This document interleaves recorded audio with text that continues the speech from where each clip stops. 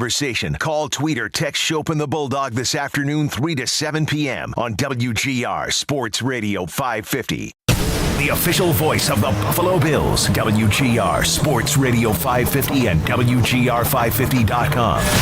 This is a Paddock Chevrolet Sports Update. The coaches and GMs had their day in the sun. Now prospects have begun speaking with the media at the NFL Combine in Indianapolis, and a number of players have revealed they had meetings, both formal and informal, with the Bills, and that includes Michigan defensive tackle Kenneth Grant, Texas defensive tackle Alfred Collins, and Marshall edge rusher Mike Green, of course, among others. Testing, though, will begin tomorrow with defensive linemen and linebackers getting the action underway, and we'll get more from the Combine when Sal Capaccio joins the show later this afternoon at 5. Other news around the NFL, trade talks continue to heat up with more names being added to that list. Titans linebacker Harold Landry has been granted permission to seek a trade, while the Packers have reportedly been taking conversations surrounding cornerback Jair Alexander. And then the Senior Bowl is going to look a little different starting next year. Jim Nagy, the now former executive director of the Senior Bowl, has officially taken the role as general manager of the Oklahoma Sooners. Over to the Sabres, they got another win last night. Now their sixth straight home win. They'll take on Carolina tomorrow on the road. For more on yesterday's comeback win, Paul Hamilton does have a piece up at our website, WGR550.com. And overall in the NHL, it's a very light night tonight. Just 3 games. Ottawa hosts Winnipeg at 7. The Devils are in Colorado versus the Avalanche at 9:30. And then the Kings host Vancouver at 10. While over in college hoops, Big Mac night tonight for UB women. They travel to take on Toledo at 7. That game's going to be on our sister station, the Bet 1520. That's your Paddock Chevrolet Sports Update. Paddock Chevrolet celebrating 90 years of business. I'm Zach Jones for WGR Sports Radio 550.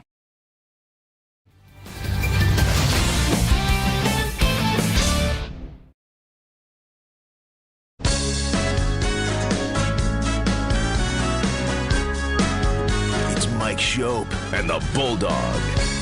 Uh-oh. Guess what day it is? Guess what day it is? Huh? Anybody? Monday, Tuesday, hump day is halfway. It's Mike Schopp. Mike. What day is it, Mike? And the Bulldog. Hey, guess what day it is? Oh, come on, I know you can hear me. It's Mike Schopp and the Bulldog. Guess what today is? It's hump day. Woo-hoo! On WGR Hump day! Sports Radio 550. Well, I guess I want to ask again. Is there hope? If it's no, I've got reverse AFC power rankings right here. We've got that NFLPA survey. We've got, of course... F-minus? F minus. I didn't even know that was a real thing. I haven't been to school in a while. But F minus. F minus. I like this point. F minus to me seems like just, like a cartoon. Right. Not a real. Yeah, F is the lowest. Yeah, it was like Bugs Bunny, the teacher. Like, what are we doing here? F minus. The show ever sounded older. The Bengals food. See, kids, Bugs Bunny was a cartoon character. The Patriots plane. Right. And the Bills plane. Ashtrays in the armrests of the seats. Imagine that. Bills players are upset that they're cramped while the coaches sit in luxury. Mm-hmm. F or F minus? F minus. That was an F minus. I'm pretty sure that's where the F minus came from. Did you see what head coach got? I didn't. I don't have the. I did, but I don't remember the grade. I did see if you go in there, it's like he's got an 88% approval rating, I guess, amongst the players surveyed. B, which ranked 27th. Really? That's what I'm saying. All these other wow. Are they all afraid? Yeah. Like they all just love their coaches? That can't be right. Dan Quinn got an A+. Well, he's that cool. They showed up and changed everything over there. I mean, I guess that's right. I could get that. You have to like him. There's like a tsunami of positivity that has rolled through Washington with him getting there. It's the ownership and the quarterback and everything else, but he's riding a wave right now. But yeah, McDermott got a B, which ranked 27th. Are there scales of B? I mean, there's B+, there's B-, but like of all the Bs, right. Are they all tied?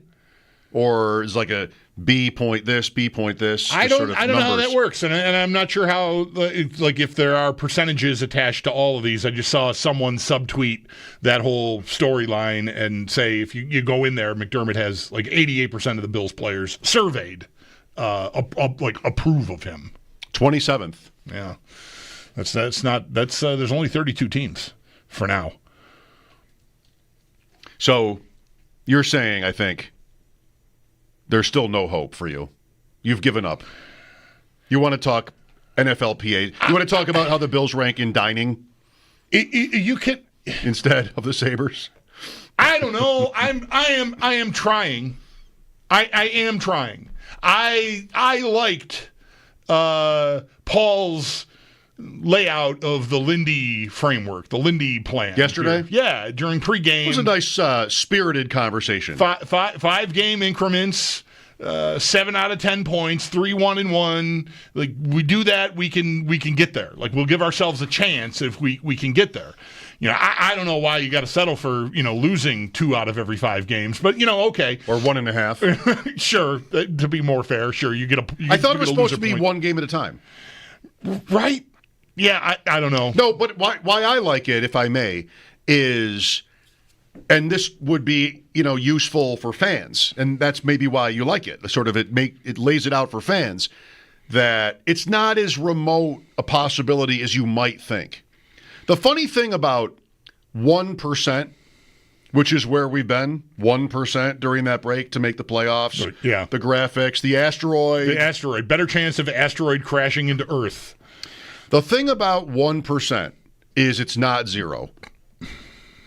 And was it 2011, the year they made it last? Or the 1 year, a couple of years later, where they were also way back and they got there, they won a game in Washington and they got there and they fell back again. I think that was the following year. I think that was the year after they had that incredible stretch run. Well, it certainly was like pre-Reinhardt, which was 14, so it had to be before, whatever. Yeah. But 1% is not 0, which is not to represent false hope.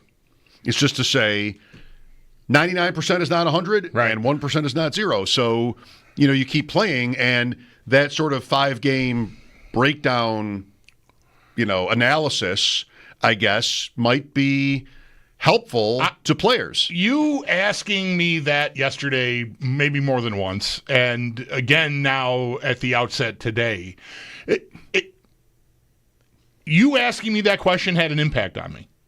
Because I feel like of the two of us, for many of these seasons, you've been way more at our, like I'm so done. And I'm not bragging here. I mean, I watch.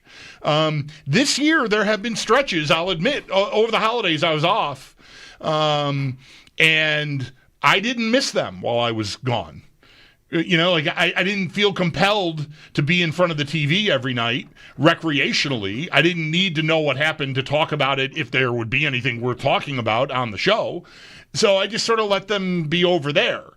And when that happens to me, that's happened a couple other times, much earlier in the drought. I can remember talking about being at Holiday Twin Rinks for a Regals practice and just not caring about the Sabres game on the giant TV in the lobby there because I'm just dead inside, kind of. That happened to me like a month ago, by the way. Jersey. But when you ask me that, I think like, what are should there be? Should I? All right. I wanted to watch that game last night. I loved how they played great in the first period and got a 5-on-3 goal against, and then weren't very good in the second. But I stayed in there. Like, you want to get me back? Right, you want me to be paying attention to you? Beat Anaheim, okay? And they managed to get there. They played a great third period. So I don't know. I guess I can't say I'm ambivalent about it because I cared about them coming back last night. I don't just tweet garage however many times in a row that is in a close game at the end with the Sabres leading. But you don't know how many times it is? I don't know. Is that a copy paste? It is, but I've never counted. I have never counted. All right. I did it one time. 14. And I want to say 14. Okay. I really want them to win the game because, the only way you're going to get there is to win a bunch in a row here or, go 3-1-1 6 times or 5 times or whatever. It's gonna And take. then win the last 3 Right. to get to 90, which is maybe. Right. So, as long as you can keep me stay out of the ditch here with losing streaks, and we'll see how the 3-1-1 thing goes.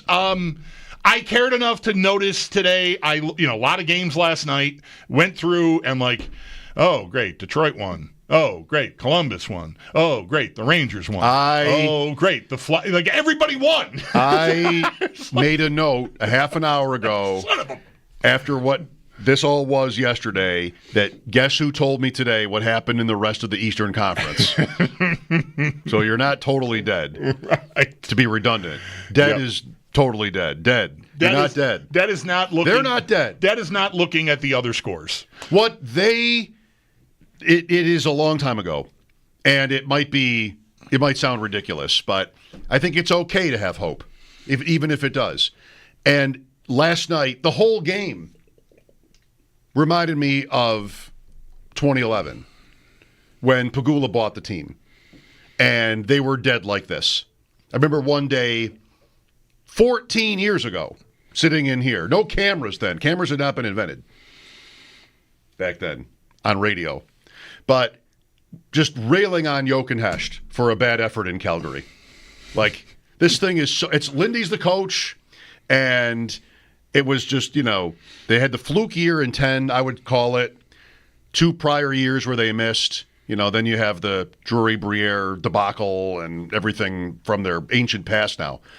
In 11, they trudged through 50-some games and were nowhere. The sale happens, I don't know, kind of right around now. Mm-hmm. And they just won all the time. And I think of Vanek the most. He's the guy I think of for that. Yeah. Because Vanek, there were a couple of home games, one against the Lightning, I want to say, where they might have been the better team, but they're down. And last night I thought of this. Because last night they were always the better team in that game.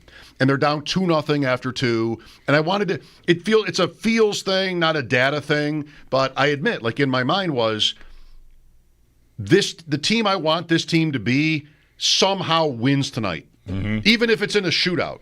And if it's Vanek going, around the world. Even if it's in a shootout, this team wins tonight. The team I want it to be to give me sort of a reason for believing has to win this game. Home, Ducks, and you're just kind of destroying them, but you're down. And well before the Peterka goal for 2-1, they're all over them. It's just, come on, get there. And they do before it's too late. I mean, the Jokiharju goal is with plenty of time left. Oh, yeah, there was a lot of time left. Yeah, it never even got to, desperation time. It was, I thought, when they made it 2-2, I thought they were going to win the game 5-2. Yeah, there was 10 minutes kind to go. of the way it was going. There was a lot of time left, and the Anaheim looked like they had absolutely been taking a punch right on the chin and were wobbling. Tuck has a chance before his goal where Thompson and Tuck, they're on him, comes back down the ice, and then he scores. What was the second Anaheim goal? Were 4 of the 5 goals in this game scored from the goal line? Just about, yeah. The two last Sabre goals, and then you have the first one. I think both Anaheim goals were. What did you think of the goalie on those? Was he slow? The second one for sure, I thought was get over there. Very tough. Yeah, I'm feeling something. He must have been. To me, an indication of you're late getting there is if when the play's over. I mean, I realize he knows the puck got through him, but he had to slide so fast that he ends up almost in the corner at the end of that play, and that just tells me he was late getting to his spot. There was one of those with the goalie pulled, by the way, when Anaheim put the pressure on. Right after they pulled the goalie, they put the pressure on, and he was way over here. Mm-hmm, yeah. Well, the Anaheim goal, while we're here, I mean, Dostal made some really great saves in that game, but holy cow, the winning goal, if he doesn't knock his own net up, I don't think that has room to go in. 4 goals in this game were if you're at Darien Lake or something, and you're just sort of shooting for targets, and you're trying to hit that one right on the postage stamp. Both the last Sabre goals and then kind of the Anaheim goals were from the same spot. Anyway, I'm a little bit interested. I feel like you referenced that run in 11. maybe I'm gonna look through that season. I feel like I want to know we should know that number 24-3 or something, like 24-3 or 24-4, like whatever it was. Like it was close to 30 games and they won 20 of them.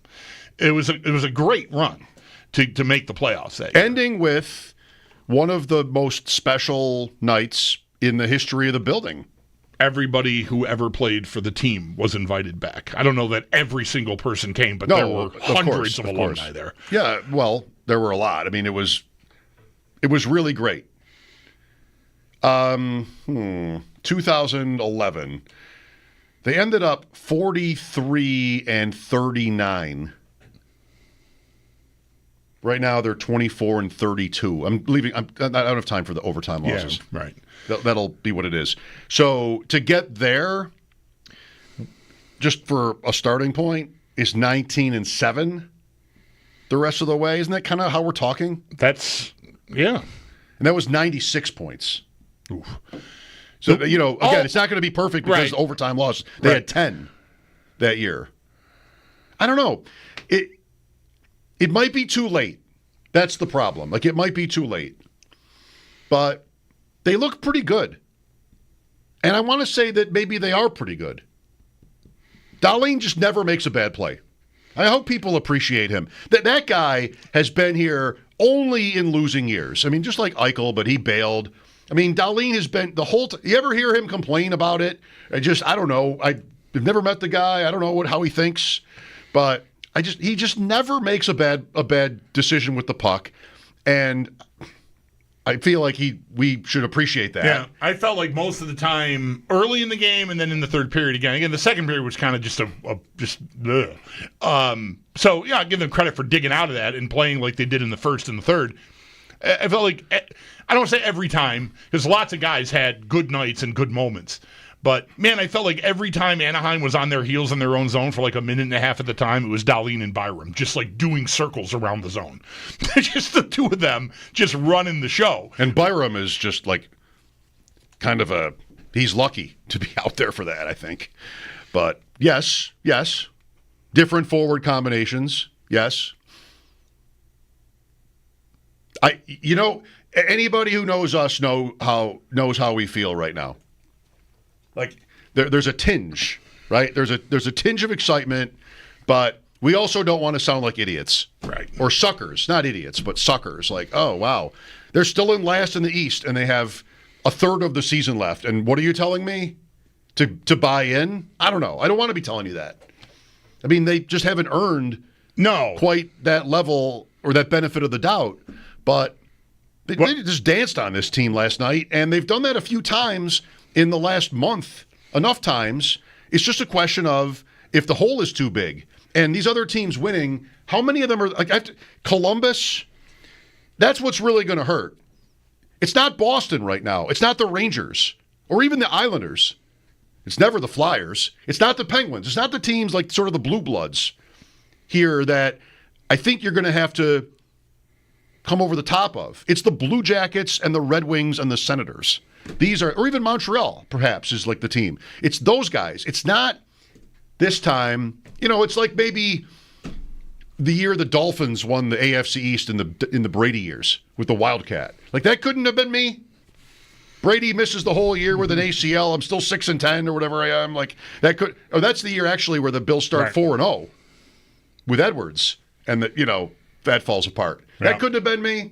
So yeah, the fact that it's a year where one of the big teams at the top of the division is sort of in an also-ran position, that's Boston.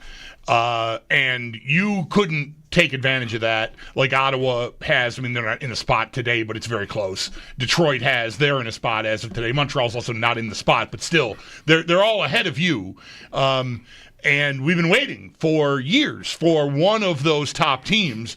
Like Florida, or for a while, it was Toronto, Tampa, Boston. Good luck getting a top 3 spot in the division, but just pray for a wild card. Now, then Florida's emerged, and like they're just a wagon year over year now. They've sort of supplanted, taken Boston's spot there. So you still have the same problem. You got these 3 teams, at the top that are, look like they're going to be hard to catch, and the fact that Boston's down should have been an opportunity for you, but it's not. I mean, down, whatever. I mean, they're in the race. They're in better shape than you. But with that said, like, there's talk about them selling parts off because they're not used to this sort of. It's the trade deadline, and we're not comfortably coasting to a certain first round matchup against the 2 or the 3 in the division. Like that. That's been their life for the last. I don't know. I feel like almost since the divisions got reconfigured. Well, they should. And if you're one of the other teams, you want for a team like that that's won so much to accept their fate and feel like their fans will accept it because they know they're not a championship threat, and that maybe frees them up to do something like that. So that'd be good. The Sabres have their own questions when it comes to the deadline. Like, when is it? Next week? Next Friday. So yeah, Zucker, Greenway. Like, what are we doing here? We'll talk to Kevin Adams on Friday. I know when we visited with him last month, I asked him about Zucker and Greenway, and it was vague enough, but I mean, he did talk about. I think it was more with Zucker that, like, we've had some conversations. I've talked to the player, I've talked to his representatives, but nothing's happened yet that we know of. So, may I invoke the Detroit Tigers for this point?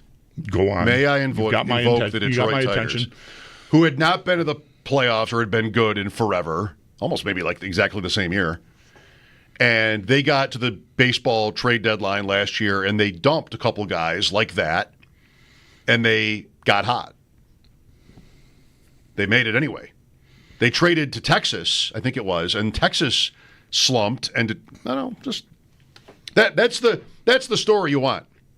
That's the story you want. You want to make those shrewd deadline moves as a, seller anyway, and then still win because you can score like crazy. I mean, the Sabres, we figured this out. I didn't know it until last night. But after talking with you and Paul, like, goals per game, they're ahead of the Leafs. Right. So give me a couple more saves and keep going. And you got to stay healthy and everything, but I don't know. I'd trade one of those guys, I think, depending on am I getting something interesting or am I just doing it to do it? I'd want to get like a good pick out of it probably, or a prospect. I think that's still how you have to be if you're the Sabres. You still have to be like that. You're not going to spend, we already know they're not going to spend top dollar, so you still have to be future-minded. And if it's Jason Zucker or even Greenway, like, due respect, that's a move I make. I mean, maybe not both. I don't know how deep they are or they think they are, but that's something I would do. I have almost no interest in doing that. Merely because it's not to say that it's not the smart thing to do. The list is so long of guys that they're already like, well, there's a mid-teens first-round pick. It's very promising. The pool of I know, like, Zucker and or Greenway are going to be free to leave for nothing, but I don't know. They're not first-round picks, are they? No. I don't think so. It's a prospect. I think 10 years ago, maybe, in a world where Paul Gostad was a first-round pick, maybe, it would stun me if they were attractive. And if it's anything but that, I don't know.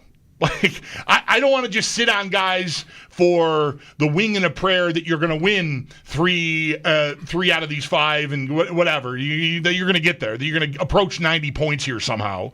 But I don't know. I'm also not looking forward to talking or hearing from Kevin Adams next Friday about the 3rd-round pick they got for somebody.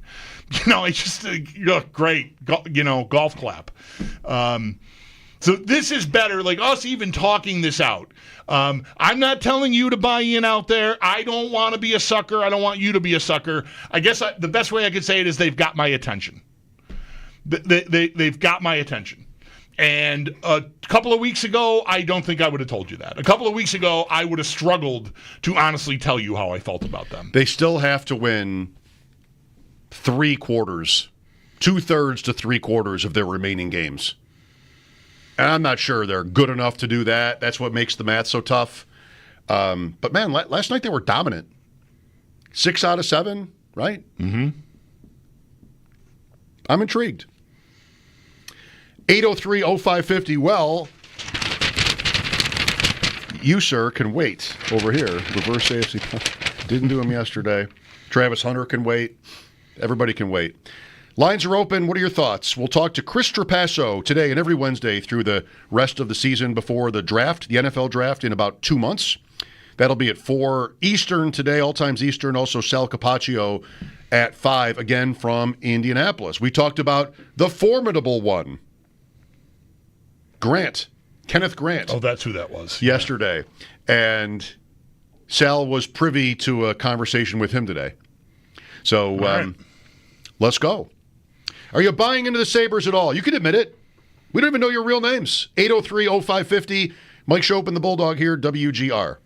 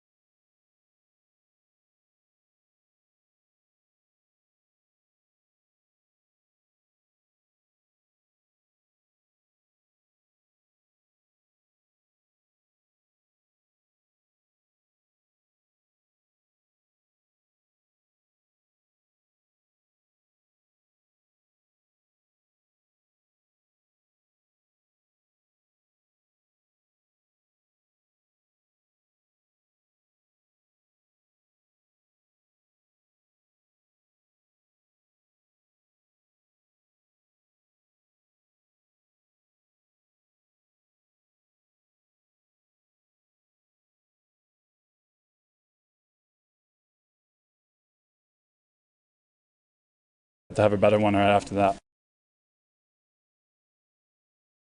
Alex Tuck saying that he's seeing changes with the Sabres. 803-0550 if you want to agree with him or disagree. Mike Schopp and the Bulldog here. Chris Trapasso, Sal Capaccio, both from the NFL Combine in Indianapolis, still to come today. Today we had the NFLPA survey where players' grades on all different facets of their team's organizations were made public. I'm looking right now at Warren Sharp tweeting about the Bengals cafeteria. Right. Worse than prison. That's his interpretation. Nice. Dead last in taste and freshness. Not 3 meals a day available. Right. Former. That seems like. I mean, I'm wondering why the Bills cannot figure out their airplane well enough to, assuming it's the actual plane itself and not. I saw Matt Beauvais from Channel 7 tweeting about how a lot of this year they had to go to Niagara Falls to fly because of construction at the airport in Cheektowaga. That's a longer ride. I don't know. I feel like if you're upset about the travel accommodations, it's less about where the airport is located and probably about the plane itself. Get a plane. What are you doing? What are you doing? You're flying 350-pound men around. Get them seats that they fit in. That doesn't seem like a hard one. The cafeteria, that's even easier. Just come on. You pay a chef, have them there. Make some omelets. What the hell? Former training camp quarterback Reed Sinnett tweeted, finished a training camp day, the Bengals, were serving Skyline chili for dinner on the way out the door. Not the fuel I was expecting for pro athletes. To which Ryan Fitzpatrick, who was a Bengal, responded, speak for yourself, Reed. To which Sinnett responded, Ryan Fitzpatrick, body by Guinness and Skyline chili. Right. Nice. Maybe they're both right. I don't know, but not great for the Bengals. The Bills in this did overall pretty well, but the plane, I guess, the weight room got a high grade, but McDermott and the training staff got 27th. Yeah, right. Sorry, didn't mean to hop on that. That's right. It's weird that they like the room, but not the training staff. Not the staff that he was fired. Right. They fired the strength and conditioning coach. Right. I don't know. I've been in the Kincaid discourse again today. There's a Kincaid discourse? There's Bulldog in the fantasy world. There is always a discussion happening about Dalton Kincaid. There is always. Enough of us are close to the Bills that we sort of get roped in, and a couple of guys are Bills fans and just.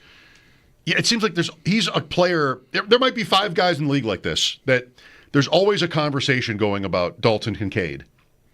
I got into that today. I stepped into it. My stuff, what was his season high in yards? 52? Mm-hmm, mm-hmm. What was Joe's thing about how 10 different players led them in receiving yards in games this year, none of whom was Dalton Kincaid? They just rewarded Shakir in the slot. Where does all this leave him? His catchable pass rate was really low this year, which is weird for Allen. Yes. It just was a glaring difference to the rest of the team. Even Coleman. But Kincaid, he couldn't hit him. I don't know. And now they want him to get stronger? What, is he going to play with his hand down now? Seam stretcher, Dalton Kincaid, first-round pick, needs to get thicker? That's not going to lead to... an increased depth of target. It's going to be the opposite. Probably not. What, they want him to be Alec Anderson now? Knox? Hyperbole much? I don't know. Why is it good? I'm not telling you it's good, but Alec Anderson. I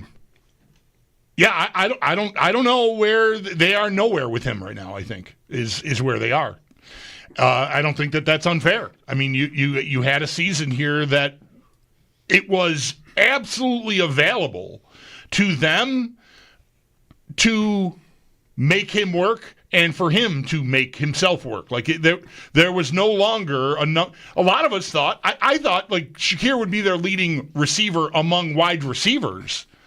And the reason I would make that distinction is because I thought it was possible Dalton Kincaid was going to catch 95 passes this year.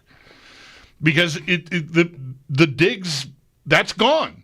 So there's no more deferring, right? Everybody eats. Well, someone's going to emerge as a reliable target, someone who's open all the time and available and reliable, going to catch it when it's near him.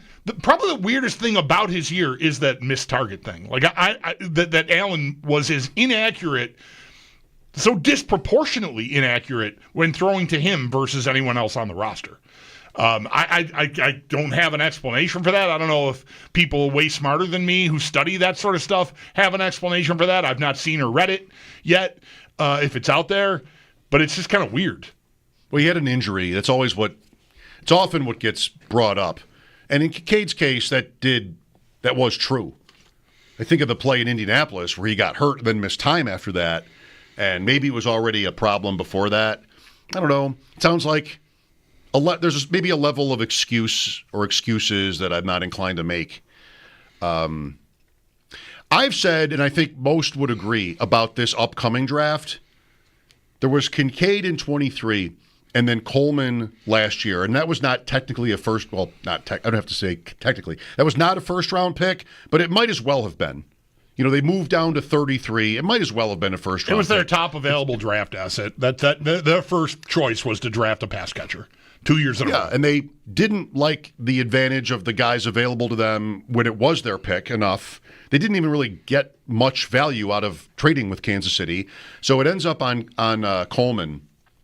And I think the logic there is, well, they won't do that again. I mean, they've just invested 2 years in a row, their top draft pick, on pass catchers. They also won a lot. So it's not like it's been, a complete failure or anything. They've won a lot. And to me, like, this is why they won't do that again. To me, it's like, maybe I'm taking a little bit too casually. Like, it's just so obviously going to be defense because of what they've done the last 2 years. But that doesn't have to be right. Well, I think a big reason it couldn't be defense, like I'm inclined to agree with that. It feels like it did, was it 3 years ago now when they drafted Elam and we all were sitting here going, Trey White's coming off a knee injury, you don't have another corner, you're going to have to draft, and they did. And so whether that's corner or edge, as the kids say now, or defensive tackle, or even safety, like you can make a case for any one of those spots being the 30th overall pick. But what comes, obviously we're in the midst of the combine now, but free agency is a couple of weeks off, and the trade market will heat up. There's news today about the Packers possibly being interested in trading Jair Alexander. There's been a defensive tackle from Washington yesterday was talked about. We've covered Myles Garrett, Max Crosby, whomever else. And that's not even to mention straight up free agents.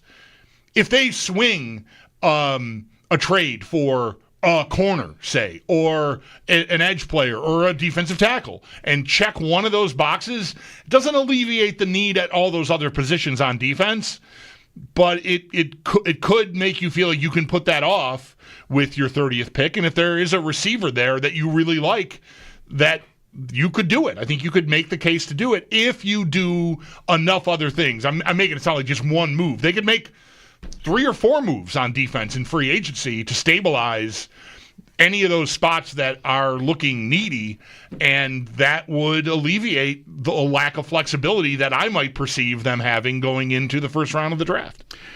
You mentioned that Elam point. I mean, I think about him plenty during the season, whether it's because he's inactive or because he's active and it's not going well. That's how the season ended. We talk about Elam. But I spent a lot of time on the drafts around that one. The Kincaid year where the 4 receivers went right in front of the Bills and they trade up for Kincaid like it was that important to them. Laporta goes the next day. Then last year with Coleman, we've spent tons of time on that and what happened with that. The Elam year, do you remember? He was the 4th corner picked in that draft by the Bills at 23. Yeah, the way the story has been written since then is that McDuffie would have been, like, this is convenient because McDuffie has turned out to be a stud, but like that McDuffie was the guy they really wanted, and go figure, Kansas City got him, and so then they moved up and took, ostensibly what I assume was the next guy on the board. So Kansas City picked 29th that year, and New England was up at 21. And the Chiefs traded a third and a fourth, and their first. They're 29, a third and a fourth to move to 21 for McDuffie. That feels like a pretty big get by the Patriots. I want to say that there are certain people that I work with that would have hated that. I would have hated that. Yes. Did you mean Panther? Oh, I didn't mean you. I would have hated that. Let's talk about Dan Sontag. But they moved up, so they traded a third and a fourth to move up 8 spots. And they drafted McDuffie. There were 2 other corners who were drafted very early. You may have heard of them, Stingley and Gardner, 3 and 4 overall. So the Chiefs make that move, and the Bills traded up too. They traded up 2 spots with Baltimore and gave up a fourth to be able to draft Elam, the 4th cornerback of the first round and the last cornerback of the first round. And then the Ravens at 25 drafted Linderbaum, their center. And McDuffie's excellent. Yep. The 2 guys early, Stingley and Gardner, are excellent. Elam is probably out. I can't imagine him being on the roster. And Linderbaum is excellent. Nor having any value in any kind of a trade whatsoever. I mean, I just think he's absolutely. I'm not saying some team won't grab him and see, because first round picks usually get a second, third chance to prove that they can do it. Just wrong situation, whatever. But he's almost got to be done here the way it finished up this year. The Ravens also drafted Kyle Hamilton in that first round, by the way, earlier. Like 14, I think. 14. Yeah. Is that why? Does he wear 14? Is that why he wears 14? I don't know. I feel like there's certain players that I remember really liking that sort of their draft position sticks with you, and he's one of them. He's what a nice player he's become.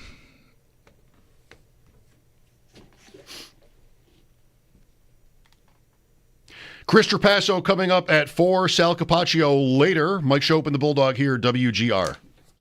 More of Schopp and the Bulldog.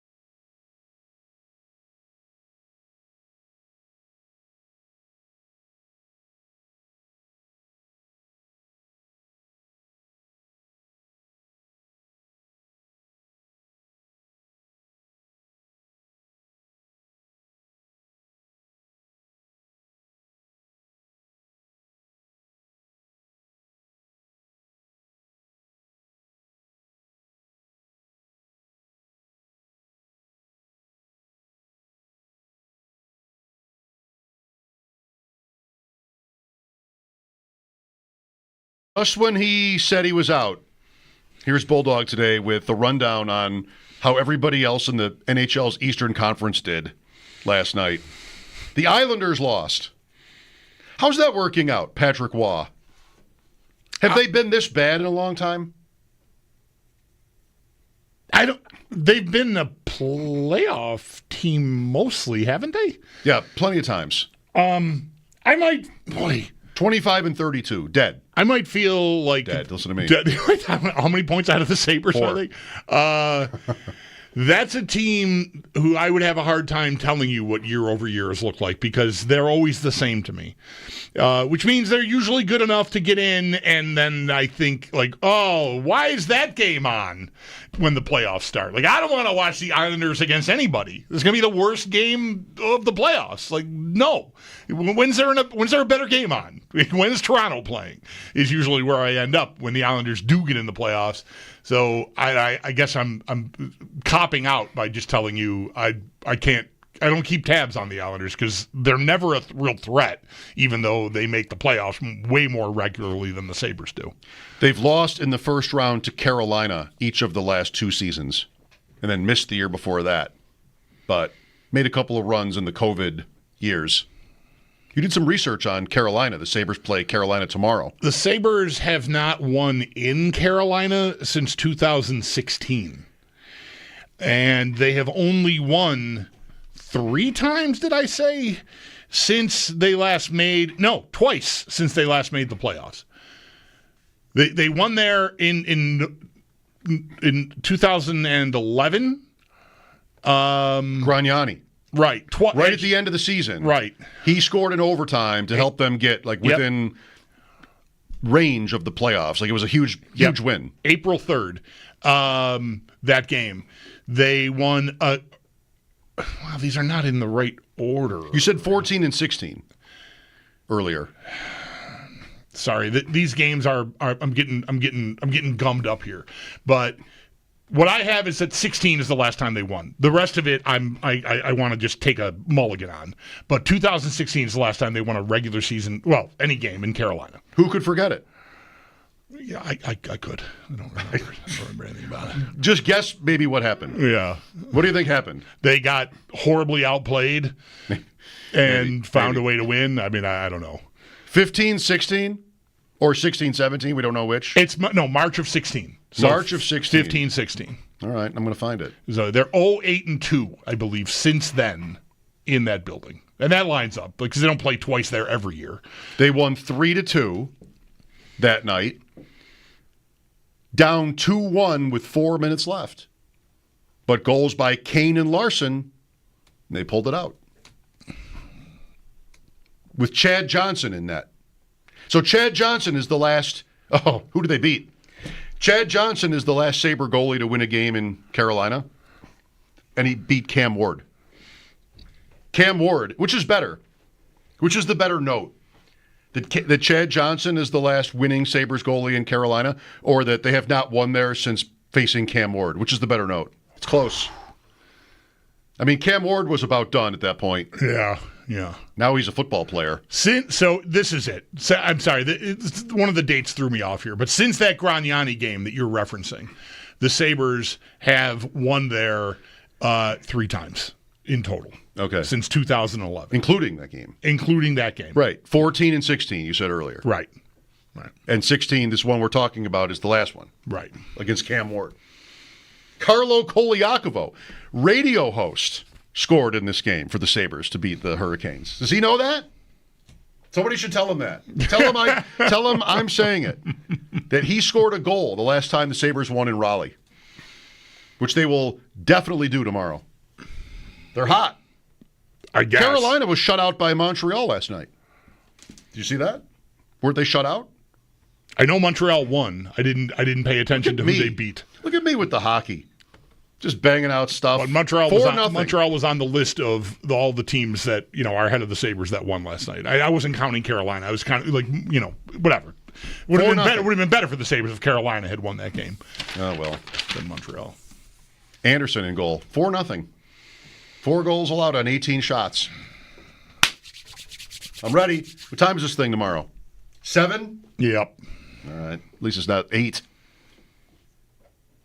I heard Jeremy and Joe talking about this yesterday morning at one point on the Hurricanes, like talking about them as a cup contender. I mean, they've been excellent year over year, and I think Jeremy pointed this out, or maybe it was either one. One of them said, like, Rod Brind'Amour and the Hurricanes, it's a little Bills McDermott-y. Like, they have these excellent regular seasons, and there have been conference finals losses, but there have been first round losses. They just can't get there. They look really good, and I think really good. They have really good seasons, and they just can't win in the playoffs. They can't get past whoever they need to get past. Boston is often a problem for them, I think.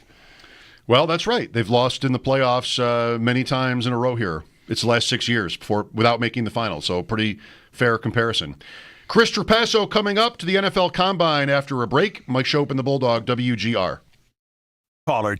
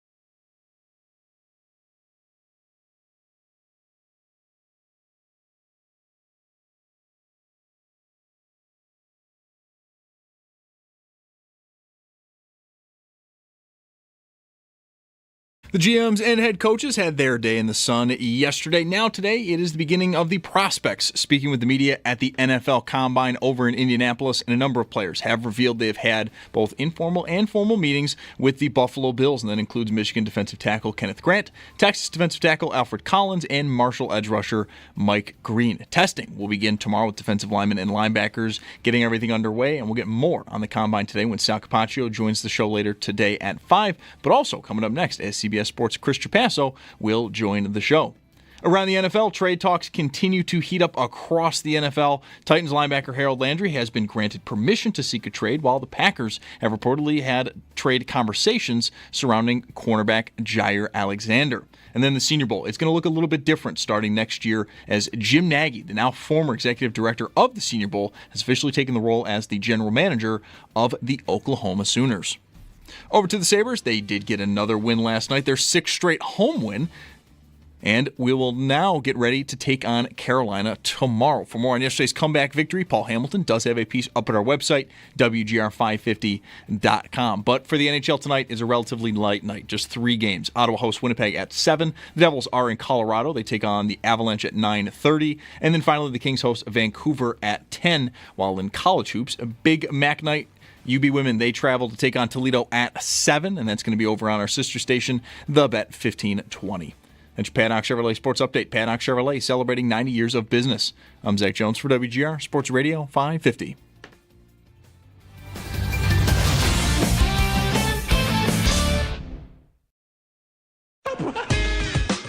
It's Mike Schopp. You might be mocking me or you might be staunchly agreeing with me. I can't tell. I'm mocking you. And the Bulldog What is Fozzie Bear's role in this production? on WGR Sports Radio 550.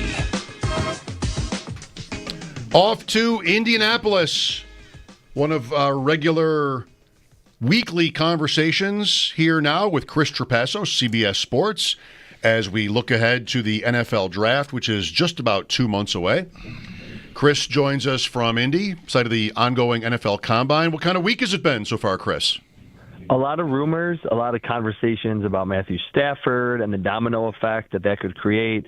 Is it the Giants? Is it the Raiders? Is it a surprise team, maybe the Pittsburgh Steelers? And then how does Sam Darnold play into that too? I think it's especially interesting this year. And there's always those rumors early in the week before the workouts begin. But because at picks 1, 2, and 3, you have teams that are desperate, need quarterbacks, and it's not presumed and widely believed to be that good of a quarterback class at the top. A lot of the times the teams just say, hey, look, we're not going to trade for Matthew Stafford, give you early picks, and give him $50 million. We'll just draft Jaden Daniels or whoever. I don't know if that's such a slam dunk this year, or I guess it really feels like that's not a slam dunk whatsoever in this draft class. Did you see, Bulldog, Ian Rappaport? I mean, his tweets, there's always like one more sentence that's just completely unnecessary. He has that Brady and Matthew Stafford, unplanned, met at a ski resort in Montana. Like, I know when I'm in Montana, I usually run into friends. Like, that's usually what happens to me. But he made sure to just hit you over the head with, this was not because, that would be wrong. This was not planned. He's not allowed to do that. Right. So they have Stafford meeting with Brady. And, Chris, he's moving. I mean, Stafford is moving somewhere, I think. Yeah, I think that seems coming out of Combine Week, where a lot of the media will leave tonight or tomorrow. I'm headed back to Buffalo tomorrow morning. That is the presumed exit for him, that he's going to be traded, that even after all the success with the LA Rams, obviously winning the Super Bowl, coming close to beating the Eagles in the playoffs in the divisional round, I haven't heard anything that indicates, actually the Rams might just decide to kind of heel turn and ultimately sign him to a long-term deal that he wants. He's going to be on a new team in 2025. I wonder what the Rams are then going to do. That's a question. Like they still are in like a contention window, aren't they? Roster-wise, had a great draft last year. Mm-hmm. So I don't know. Darnold is the rumor. It's an interesting time for that. Yeah. Okay. Wow. Yeah, I was going to say Sam Darnold, with the connection between the Vikings head coach Kevin O'Connell and Sean McVay. They're like close friends. They text each other all the time. They obviously work together with Kyle Shanahan. That Kevin O'Connell could give Sean McVay that vote of confidence and say, look, like, we know what Sam Darnold was, but he had a great season for us. He's good on this play, on this staple of our offense. It's, similar terminology. And like you're mentioning, still a team that has quality players. It's not like sending Sam Darnold back to the Jets and saying, oh, hey, try this again. So that's what has been linked, that the Stafford trade, wherever he ultimately goes, will then kind of be the first domino that would then lead to the Vikings and the Rams ultimately deciding to trade. And the other part of that is, too, the Vikings are going into this draft right now with only 4 draft picks. So they want picks. They want to start J.J. McCarthy, who they picked in the first round last year, pick number 10, who's coming off the ACL injury that he's suffered in the preseason. So they don't want to necessarily, sign Sam Darnold to a 2 or 3 year deal and then suddenly J.J. McCarthy never plays. So it's really all aligning for that to be the second domino that would fall after Stafford moves. Seeing as how we're here, we'll get to the Bills' interests here and what you're hearing from players who are talking already in advance of the workouts beginning. But the quarterback class, is Cam Ward certain to be the first guy? How good do you think he is? And what do you think of Shedeur Sanders? And then, I don't know, a couple of guys that fall in behind there. Feels like Tyler Shau's having a bit of a week before the combine even gets going. His name is sort of popping up, and there's Jackson Dart and Jalen Milroe. How about a pecking order, and how many first rounders do you think there will be? All right, so I think in terms of, is it a certainty that Cam Ward is the first quarterback off the board, I would say it's not a certainty, but it will. If he's not, a lot of people like myself and the media that is scouting, evaluating these players will be like, wait, Cam Ward is a better quarterback and has more upside than Shedeur Sanders. But I think with Sanders, he can bill himself as more week one ready to start. And there's, for as many teams that might shy away from this media circus and having Deion Sanders connected to your organization, I think some teams might like it. I think the Las Vegas Raiders might lean into that and say, we have Chip Kelly, we have Tom Brady, we want to make a big splash. We've been really irrelevant at the quarterback position for a long time. It wouldn't be shocking if Sanders, who I think is widely considered not as good as Cam Ward, is ultimately the first one off the board. We'll see how their careers ultimately play out after that. And then in terms of other quarterbacks, Tyler Shau is one that he's an older prospect. He's 25, but the big arm is absolutely there. A few analysts that I've talked to, fellow analysts like Dylan Gabriel from Oregon, is kind of this point guard distributor. I don't really view him as someone that's going to be an NFL caliber starter, but I think he can be a quality backup or a bridge guy. And I think Kyle McCord from Syracuse, I went into the week liking him a relative amount. I think late second, third round wouldn't be crazy. And in asking around and talking to some people actually within the league last night at the JW Marriott, they're like, I think the league likes Kyle McCord. They know he's not a mobile quarterback, but a lot of big-time throws last season at Syracuse, and was a high-level recruit who, 2 years ago was playing in the big game against Michigan. So he's someone that is maybe flying a little bit under the radar because he doesn't meet those normal, or what have become the normal athleticism standards at the quarterback spot. With Chris Trapasso here on the Western Hotline, Mike Schopp and the Bulldogs. So back to the top of the draft, where we really didn't leave that so much, talking about the quarterbacks, starting with Cam Ward. Travis Hunter, Chris, so we had the Titans yesterday say, all the GMs are talking, and how they see Hunter as a corner from Colorado, and the Browns, who have the second pick, say they see him as a receiver. What has it sounded like to you? What's the consensus on him, and what does it all mean, in your opinion, to his likely draft outcome?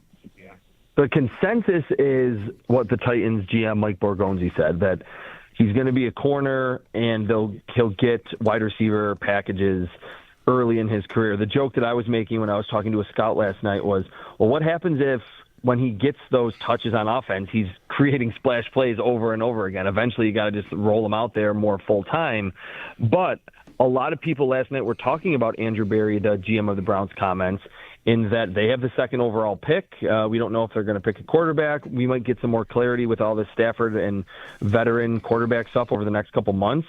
But with the team with the number 2 overall pick is saying we actually view him as a receiver in a receiver-driven league, and his rationale made sense too. That he said, we know he's a tremendous athlete, but his ball skills are actually his best trait, and you're going to obviously use those more at receiver than at corner. I think it kind of perked the ears up of a lot of us that have certainly loved him on film, and I think he would be wide receiver 1 in this class if that's all that he was.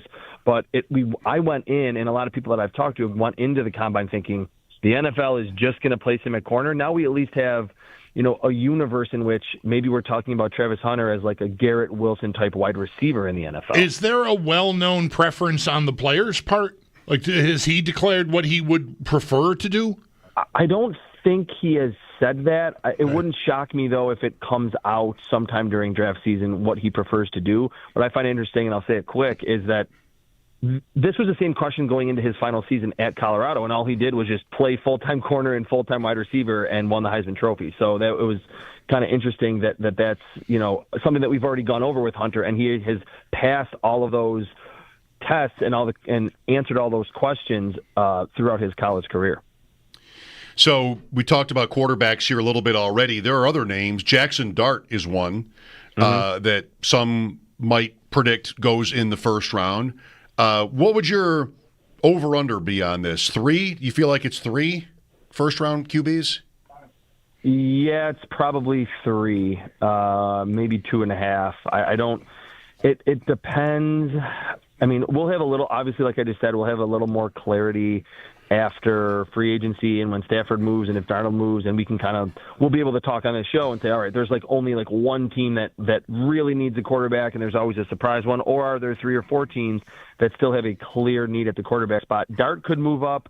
He's really the only other one. I, myself, like Jalen Milroe from Alabama, I have found out this week that I am definitely in the minority in that opinion. You and I are together here, buddy. That's my guy. Not in this group, you're not. Okay, well, that's good to know. That boosts my spirits a little bit because it was 3rd or 4th round. He's got to change a wide receiver. I certainly understand that he's raw, but I think he is going to test through the roof. He is like Lamar Jackson, Jalen Hurts type running threat. He's bigger, thicker than Lamar Jackson, and I think he's grown as a passer in his seasons at Alabama. Certainly some wayward misses and some times where he seems confused by coverage, but like we saw with Josh Allen, we saw with Deshaun Watson, Russell Wilson, a lot of these quarterbacks, if you're a supreme athlete, you can lean on your legs early in your career while the game is slowing down for you as a passer. So Jalen Milroe is not generating a lot of buzz, a guy from Alabama, but I like him quite a bit. I wonder if a player like him, how much, because I think of Allen, of course, as an example, and that teams would be seduced by that. But in between Allen and Milroe, you've got Anthony Richardson. Yes. And it's not a direct comp because Richardson didn't play a lot of football, and this guy, Milroe, has played more than that anyway. But I wonder if that's a buyer beware now because Richardson has gotten off to such a rocky start in Indianapolis. Yeah, I was just on a podcast, I think yesterday, and I made a similar point that Richardson was the 5th or 6th overall pick in 23, largely because of every team looking for the next Josh Allen or Patrick Mahomes or Lamar Jackson. The athleticism, the ad-libbing ability, designed run game ability was all there with him. I think Milroe's buzz has been kind of pushed down because of the season that Anthony Richardson had in 2024. If this was last year and Jalen Milroe was just pushed into that class, there would be a lot more buzz because teams would still be, kind of viewing that as the type of quarterback that the league is looking for. So I think there is a little buyer beware because of Richardson, and I don't really think that's fair to Jalen Milroe. He's a different quarterback with actually more collegiate experience than Anthony Richardson when he was coming into the NFL. I would trust that Milroe would know not to tap out in the middle of a drive during an NFL game because I'm tired. Maybe he just wanted to give his team a better chance of winning. That wasn't a good look for Richardson. Not a good look. With Chris Trapasso, so defensive line has been a big focus with Bills fans, and sort of much of the speculation about them is that, and also it seems like the right year for it, picking late in the first round. One player we talked about yesterday is Kenneth Grant out of Michigan, and I saw that he did some media today. He mentioned that he had already had a meeting with the Bills. So if you have a thought on him, great. but just the depth at D-line and just how it lines up for the Bills. It seems like it might really line up really well. It does line up very well. That is probably the strongest class in terms of top-end talent and depth. And ironically, edge rusher is probably the second best at that, in terms of top-end talent and depth in this class, maybe running back as well. But two of the Bills' top needs, I think they'll be able to have a lot of players that they like on the board when they're picking at 30. As for Kenneth Grant, I'm grading these players for the entire NFL. So I have Kenneth Grant graded a little bit lower. He's big. He's a nose tackle. He's not going to be a 70 pressure, 12-sack guy in the NFL. But I could see the Bills, especially picking at 30, just wanting a bigger body next to Ed Oliver. And then if that's the case, I wouldn't necessarily trash the grade and say, oh, my God, it's a D+. I have him graded in the 50s, and they picked him at 30. So teams obviously have their own boards that do factor in needs and just specific body types that I think they want. Kenneth Grant next to Ed Oliver would make a lot of sense. Grant 6'3", 330. I think he's going to test pretty well.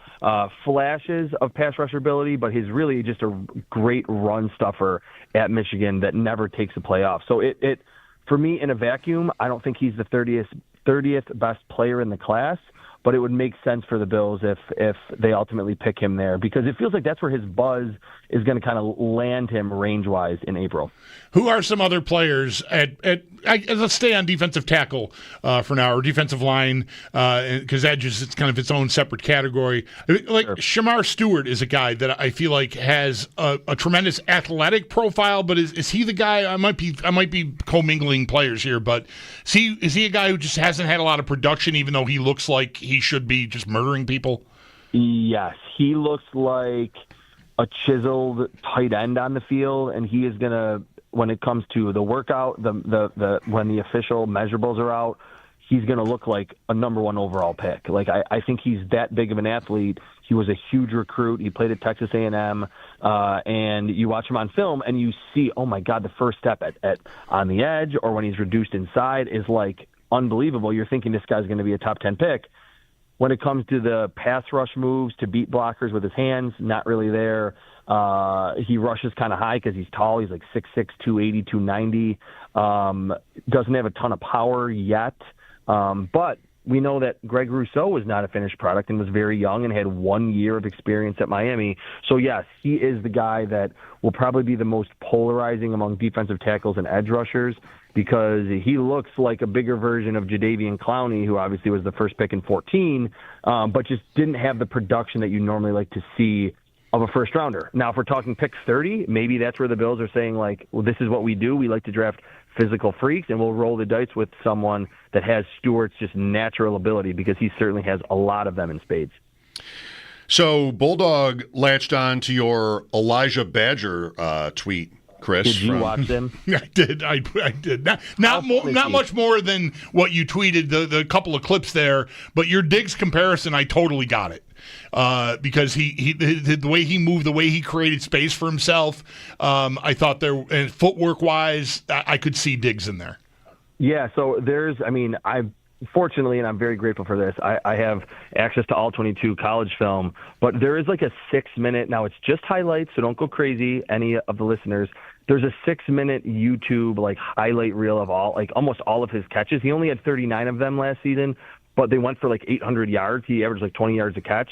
When you watch it, tell me you don't see Stephon Diggs in terms of his movement skills, the way he beats press at the line after the catch. He has really strong hands, very natural hands catcher, and he's someone that is not generating a lot of buzz, but was a huge transfer portal guy. He was awesome at Arizona State in 22 and 23, was a big get for Florida, and didn't have crazy volume. But when you only have 39 catches and you're still invited to the combine, it shows that teams have seen your film and know that he can get open and really is a complete wide receiver. So if the Bills go D-tackle and edge and all address those positions earlier in the draft, if Elijah Badger, 3rd, 4th round, I think he would be a great addition because he has speed and can play on the outside. How many receivers go by the end of round 2? We've got a small handful in the first round like ever, although nobody's talking about the class like it's as good as recent years. But McMillan is top 10 and then 2 or 3 more. Is there a flood of receivers going on day 2?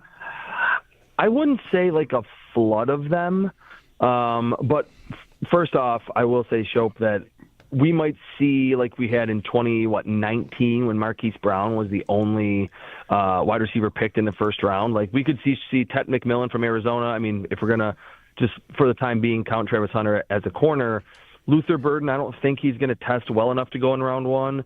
Emeka Egbuka, I think he's a quality player. He's like a bigger version of Robert Woods. He's not like, oh my God, this guy's Terry McLaurin 2.0 or Garrett Wilson 2.0, the other Ohio State wide receivers who have really boomed in the NFL. Matthew Golden could ultimately go there too. After that, there's Tez Johnson from Oregon, who's a slot receiver, super twitchy, kind of like a Tank Dell, Tutu Atwell type. I don't know if we're going to see a glut of them like in the first 40 or 50 picks, but scattered throughout day two and early into round three. Alec Manor from Stanford, Savion Williams from TCU is a big, fast, like linear athlete, good after the catch. It's not great in terms of the depth in this wide receiver class. That doesn't mean that none of them are going to ultimately be good players, but we've been spoiled over the last 3 or 4 years with just awesome talent at the top, and then tons of, the DK Metcalfs and the A.J. Browns and the Deebo Samuels, the George Pickens. Later in day two, I think it'll be more spread out at wide receiver in this class. I apologize if you said this specifically. Who would be your wide receiver two? Right now, it's Luther Burden, but a lot of what happens here in Indy at the Combine will tweak my grade a little. And that's obviously, again, saying Travis Hunter is a corner. Jack Bash, my wide receiver 3 from TCU, is probably my favorite receiver in the class. I don't know if I said this when I was on with you guys 2 weeks ago. My comp for him is Puka Nacua. Like he gives me those same vibes of just he will catch any pass, whether it's in traffic, whether he's getting hit. He's great after the catch. He played on the perimeter. He produced at a high level, like as a freshman at LSU. Then he transfers to TCU, goes over 1,000 yards with bad quarterback play last year. Jack Bash is one that's a really fun watch, along with the guy that Bulldog and I seem to like, Elijah Badger at Florida. A TCU receiver. What could go wrong? Jalen Reagor, Quentin Johnston. I get it. Yeah, but heard a lot about him for sure. Very good. Chris, enjoy the rest of your time there. Thanks for today. All right, guys. All right, appreciate it, guys. Chris Trapasso, CBS Sports. Sal Capaccio will join us also from Indianapolis later today, just after 5. All right, Elijah Badger, you have a guy. I'm glad you remembered my guy. Yeah, you didn't. It might have slipped my mind. I'm glad you got there for me. Well, it's Chris's guy, and now it's your guy. Right, you're with him. Right. Chris turned me on to the guy. Yeah. I'm also and Milrow. You're right. I'm thrilled about that. Thrilled to have that. I'm not thrilled about Beto missing 2 breakaways in this Everton game. How many breakaways do you ever see in Premier League? Should try a little harder. It's Beto. How do you reconcile how demonstrably upset teammates are on like every scoring chance in soccer that the ball didn't come to them? Do they just sort of like when the game is over, everybody's cool? I think so. Yeah, it's a thing that is not acceptable in North American team sports at all. Like showing up teammates like that, but it happens all the time in soccer. This Alcaraz on Everton, he doesn't get the pass there. Beto's one-on-one with the keeper, save, and Alcaraz, and then he kicked the ball into the crowd. He kicked the ball, or the other way, sitting at the goal line for like a future goal kick. He just crushes it. He can't control himself. Just so upset. He got to make sure everybody knows. Yep. Oh my God! If your kids did that, you just never let them play sports again. It's the worst. It is the worst. Matthew Stafford to Vegas. Could be. Rodgers is out working again, though, with the Rams maybe opening up. He's working that. I mentioned Sal coming on later. We invite your calls on the Sabres, too. Another fun win. I say another. Do you have hope? You can admit it. 80305. I said the same thing an hour ago, and no one admitted it. No. 0 people admitted it. Sal at 5. Mike Schopp and the Bulldog, WGR.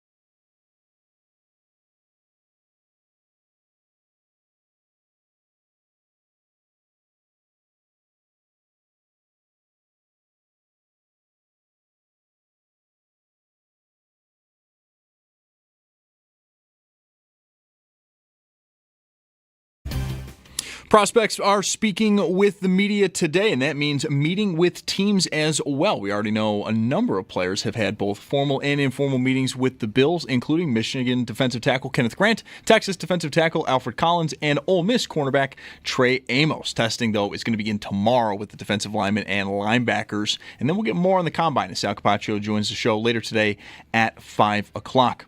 Around the NFL, many trade talks going around the NFL. Titans linebacker Harold Landry's been granted permission to seek a trade, as have the Rams with guard Jonah Jackson, while the Packers have reportedly had trade conversations surrounding cornerback Jair Alexander. And then to the Sabres, they get another win last night, their sixth straight home win, and they'll now get ready to take on Carolina on the road tomorrow night at 7. For more, though, on yesterday's comeback victory, Paul Hamilton does have a piece up at our website, WGR550.com. And then over in college hoops, UB women travel to take on Toledo at 7, and that will be over on our sister station, The Bet 1520. That's Paddock Chevrolet Sports headlines. Paddock Chevrolet celebrating 90 years of business. I'm Zach Jones for WGR Sports Radio 550.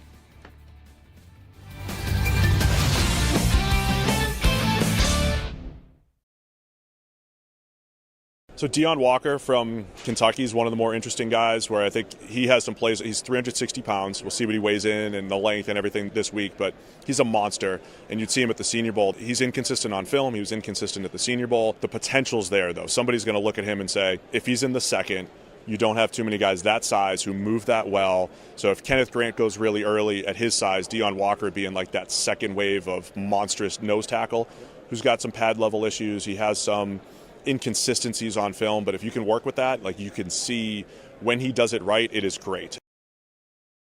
Steve Palazzolo, formerly of PFF, with Sam Monson now on their excellent podcast, Check the Mic. Sal ran into Steve, I guess, recently, and they had that conversation. Deion Walker. Like a picture of those two standing next to one another. Isn't Steve like 6'10"? 6'9", 6'10". He's a big dude. Deion Walker, D-E-O-N-E, Deion. Elijah Badger, E-L-I-J-H-A-H. Elijah. Not that you need to know. You know, do you think when the teams send up the cards, how often is there going to be a spelling error? I would say I would expect it to be very rare. Okay. And it's not like a deal breaker. Like if you spell it wrong, you don't get them. You might think I have that in my fantasy leagues. I do not. I would hope not. You don't have to spell anything in our fantasy leagues. You just have to be able to say it. That's it. Are the cards, do the teams have, see, this is a thing I don't know about the draft. I should pay more attention. Do they have to write the name of the player on and then hand the card in, or do they have cards pre-printed with all, like the player and his college and his position that they just, who are we taking? We're taking that guy. Okay, grab his card. I think they write it, but maybe write it? Yeah. That's a long time ago now. I don't know. In my mind, they write it, but there's also a helmet phone sitting there. Right, so it's a while ago now. Yeah, right. I don't know if they still even have that. Yeah. I love the helmet phone. I always wanted one. Never had a helmet phone. Do you? No, I always wanted a never helmet had phone. the helmet phone. I have helmets. I had SI for a long time. I had a subscription that came to, like, predating me working in media. Even like I loved the magazine. So when I moved out on my own, like I'm buying it. Not right away, but eventually. But I had the subscription, and year over year, like for probably 10 years running, I had the subscription to the magazine. And I look forward to it every, Rick Riley, Steve Rushin, like all these guys, like these great writers, excellent, right? And then you see the TV commercials, back when there were commercials for magazines during sporting events, and all these incentives to sign up. I'm like, I never got anything. I didn't get a football phone. I didn't get a helmet. Football phone. But I've been paying for 8 years here. Where's my phone? You should just send me a phone out of loyalty. I've been giving you for all these years annual subscription, and I got nothing to show for it over here. I don't know. Just didn't sign up when the getting was good, I guess. I was ahead of it. You got to cancel and then sign up again. Right. And then you get your football phone. Yeah. I can picture that phone. I can picture that ad. It's just a guy, I don't know, just something about it's familiar to me. I started to try to describe it, and then I realized I couldn't. The phone itself or the ad? No, the ad. Okay, the ad. yeah, but I can remember those ads. And the swimsuit issue. Don't forget about the swimsuit issue. That was very prominent in those days, if it's not anymore. Sal coming up at 5. We started on the Sabres today, and I don't know, 1% is not 0%, but there's quite a bit to like. And look, I mean, I'm sort of baiting you with, you want to admit buying in all this. One reason why, it's not whether you buy in, but just maybe you'd be annoyed if they got close. Yeah. I mean, a lot of people would be annoyed if they got close because they lost 13 games in a row and sat still. And it's easy to play, better now without as much pressure because they're really not supposed to make it. So if they get hot and you're defying expectations, there's not an expectation that you're going to get anything.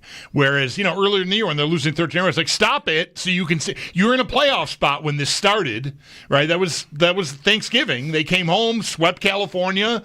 I think they were third in the division when we talked to Kevin Adams on Thanksgiving Eve. And then they lost the next 13 times they played, including some incredible, that 4-0 with Colorado in the first period. And they lost that game. Right. 2-goal lead in the third period against Detroit was mixed in there. They lost that game. In a shootout, but still, they lost it.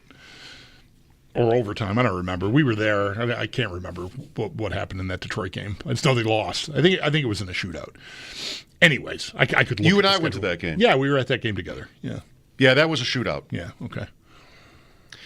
More of what comes out of the combine, and we might get into some of this with Sal, but I have from Underdog, NFL plans to recommend use of virtual measurements for first downs in 2025. Chain crew would remain on sideline as backup. They already did that. There's always these where they're going to basically declare something. They were already doing it. What about the line judge pointing across his belly, in the direction of a first down to signal first down to the referee is not virtual measurements. Someone's watching the game, the guy gets tackled, and the line judge, comes in, turns on his earpiece, we're going, first down. That's not the chain gang. That's the opposite of the chain. That's somebody, making that call from far away. So now maybe next year that's sort of official. Sure. But what's the difference? Also, Jonathan Jones tweets, the league's internal data on the tush push revealed there was a 0% injury rate. Okay. There's concern over the potential for injury, but to date, there have been no reported injuries from that play. So this was Sean McDermott on Monday talking about the tush push after coming out of the competition committee meeting. He referred to injuries. Player safety should be at a premium, yada, yada. And I said in our conversation with Sal about that, he didn't have data. Maybe you'd want to have data before you go to the meeting, not after. He comes out of the meeting. He can't get away with, after a Bills game saying, well, I haven't talked to the trainers yet, which may or may not be true. He doesn't have to tell you, just I actually don't know what the injury status is because I haven't talked to anybody yet. But he just had the competition committee meeting, and he came out of it and was like, well, injuries. But I don't know the numbers. That's something I'd want to know before the meeting. Well, the numbers do not support the claim at all. The numbers are 0. Right. And he did say in his comments on Monday, he made the point about the aesthetic of the play. The Bills are second to the Eagles in the use of this play. And together, the Bills and the Eagles have run it more than the rest of the NFL combined. So I don't know. McDermott might be conflicted here, where maybe deep down he doesn't like it. I mean, there's a lot about Allen running over the years that I don't think he was sort of simpatico with, but it worked, and all right. But we know that, and he maybe didn't have it when he talked about injuries on Monday, and then also made the point about what the play looks like. I said, just sort of thinking it through out loud on Monday, is it a football play? Ross Tucker on Twitter yesterday called it the football play. like the quintessential football play. Men are men, and who's stronger in this play? He's also an Eagles guy, but I don't doubt that he was sincere in saying that. And Bills, by the way, his two favorite teams, as he would tell you. Yeah. Well, I did not catch this on Monday, and I it's one of these things I hope I can find if I'm going to reference it or even say it. I think McDermott tried to differentiate the way they do it versus the way Philadelphia does it. As he was talking, he I think tried to create, at least give everyone listening the impression that they're not running the exact same play. To my eyes, it's similar enough what they're doing, and they've got guys behind Allen that help push him through the line. And that's the thing about, I don't disagree that lining up and just trying to smash the guy in front of you, I have no problem accepting that is football. What the struggle has been all along is one or two or sometimes three dudes from behind the quarterback arriving after the snap and finishing the play by pushing the pile forward. That's a new thing in football that came in when the Eagles started doing it. Now the Bills, again, have followed suit. It's not as many people behind Allen, but there's usually at least one pushing him. Right. And that is, I think, when people say it's not football, that, I think, is what they're referring to. Not so much that you shouldn't be able to line up like the Eagles or the Bills or any team. You line up and I'm gonna try to push you off the line of scrimmage so my quarterback can get a yard. Okay, yeah, duh, that's football. But the idea of using the weight behind the quarterback to push, like we said, even when we were talking about this already earlier in the week, all over the field, that's being allowed now in a way that, to my eyes and my recollection, it was not something that was either allowed or encouraged. I mean, you just never saw it. You saw the whistle blow, forward progress. But now the cavalry comes in, and we got guys being pushed 7, 8, 10 yards down the field in the pile. And that never used to happen. And that, I think, is being generated out of the tush-push phenomenon itself and it being allowed at the line of scrimmage, so they're allowing it other places on the field. And that's gotten pretty muddy, in my view. I'm not sure what to really make of all that, but the idea of it, in theory, not being a football play, I disagree with it. So I would line up with Ross on that to an extent. But the guys piling in late, that doesn't look like a football play to me. That looks like rugby. Yeah, that's how I see it too. That's the distinction. Nobody's trying to ban the quarterback sneak. Right. Warren Sharp had how Washington was amazing on fourth down this year without running the sneak once. They had 87% or something conversion on fourth down without ever sneaking Daniels. I tweeted about that just to say it still sort of seems amazing to people on some level. 4th and short, 4th and 1. We're going to, and we slowly are, getting to a point where the down is not the point. It's that it's 1 yard. Or 2 yards. And if you have Allen or Hurts or Jackson or even Daniels or any number of guys, Justin Fields, you should almost never miss, right? You should almost never miss. One thing that's upsetting about Allen getting stopped in Kansas City, the Bills had the lead in the fourth quarter, and that play happened where he got stopped, quote, stopped on 4th and short, is there's so many other things you can do with him.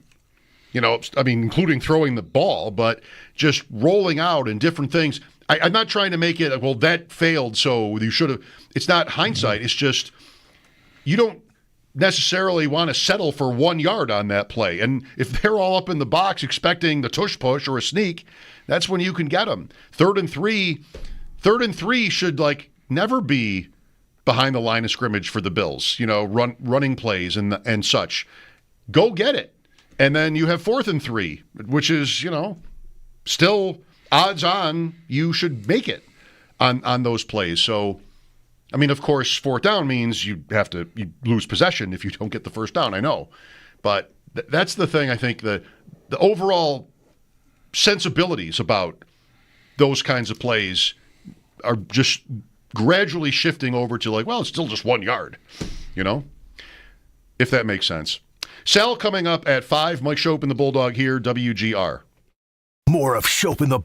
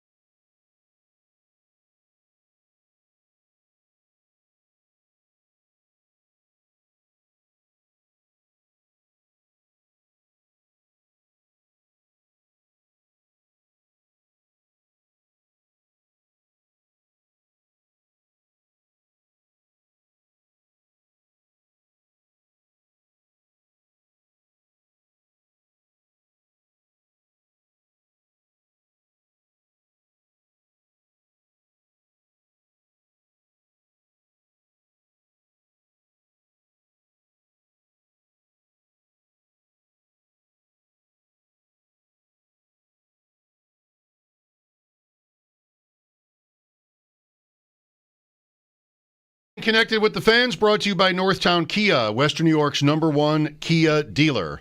Shop online at northtownkia.com. Here is Miranda. Go ahead, Miranda.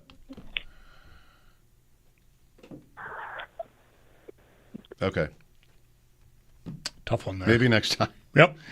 Maybe next time. And I cut the song short. And it was just getting to the good part. It was. I don't know.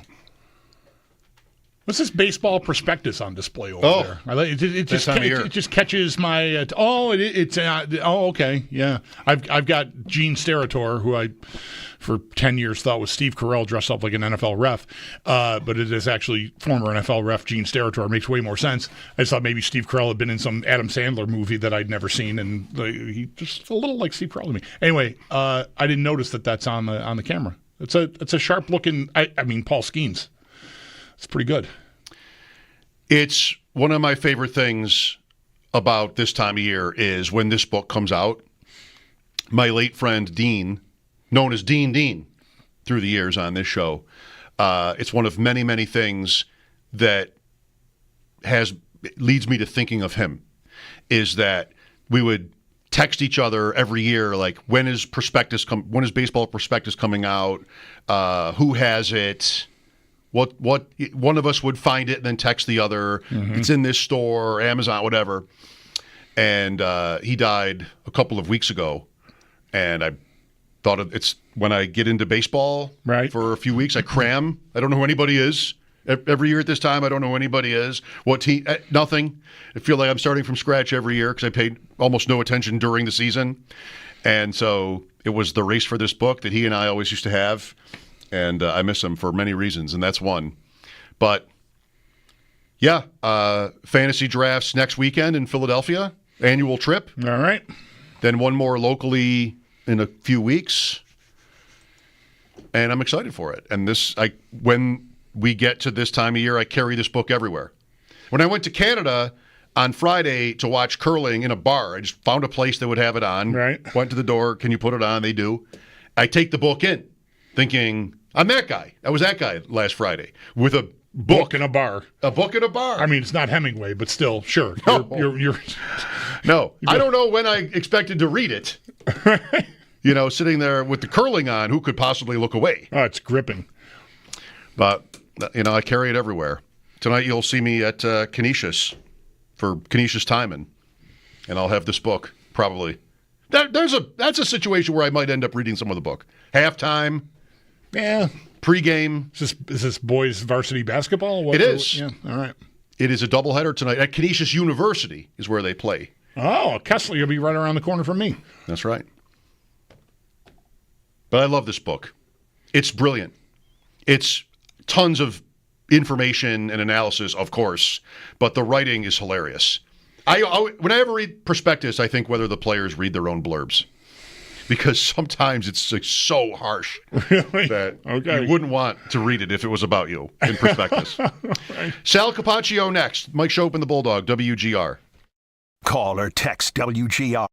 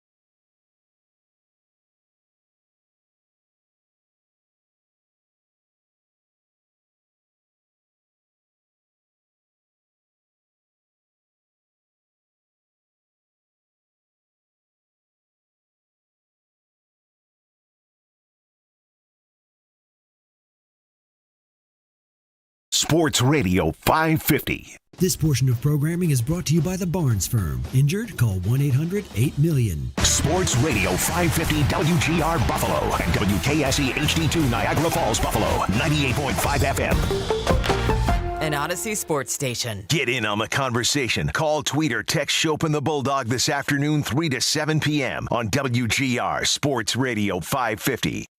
The official voice of the Buffalo Bills, WGR Sports Radio 550 and WGR550.com. This is a Paddock Chevrolet Sports Update. The 2025 prospects have begun speaking with the media today over at the NFL Combine in Indianapolis, and we already do know a number of players who have been meeting with the Bills, including Michigan defensive tackle Kenneth Grant, Texas defensive tackle Alfred Collins, and Ole Miss cornerback Trey Amos, among others. Testing, though, will begin tomorrow with the defensive linemen and linebackers getting the week underway. And we'll get more on the Combine as Sal Capaccio will join the show next.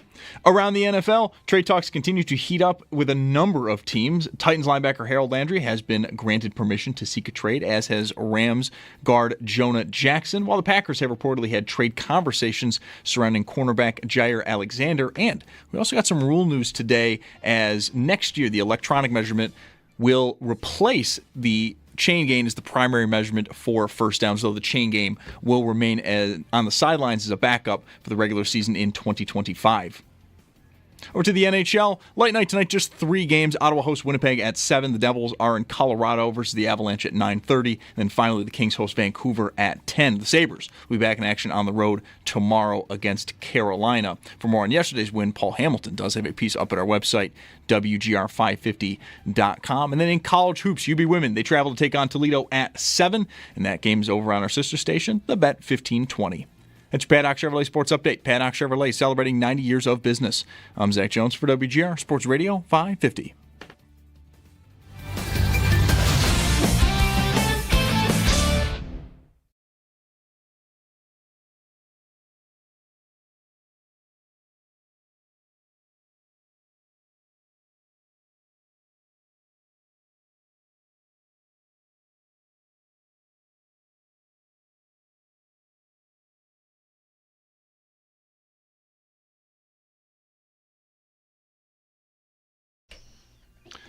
Bulldog's like, one time I bring up, with nothing else going on, nothing else to say, one time I bring up your baseball book, and now I got to sit here during the break listening to you ask me questions about whether I should retain Tanner Bybee for $8 in my auction draft.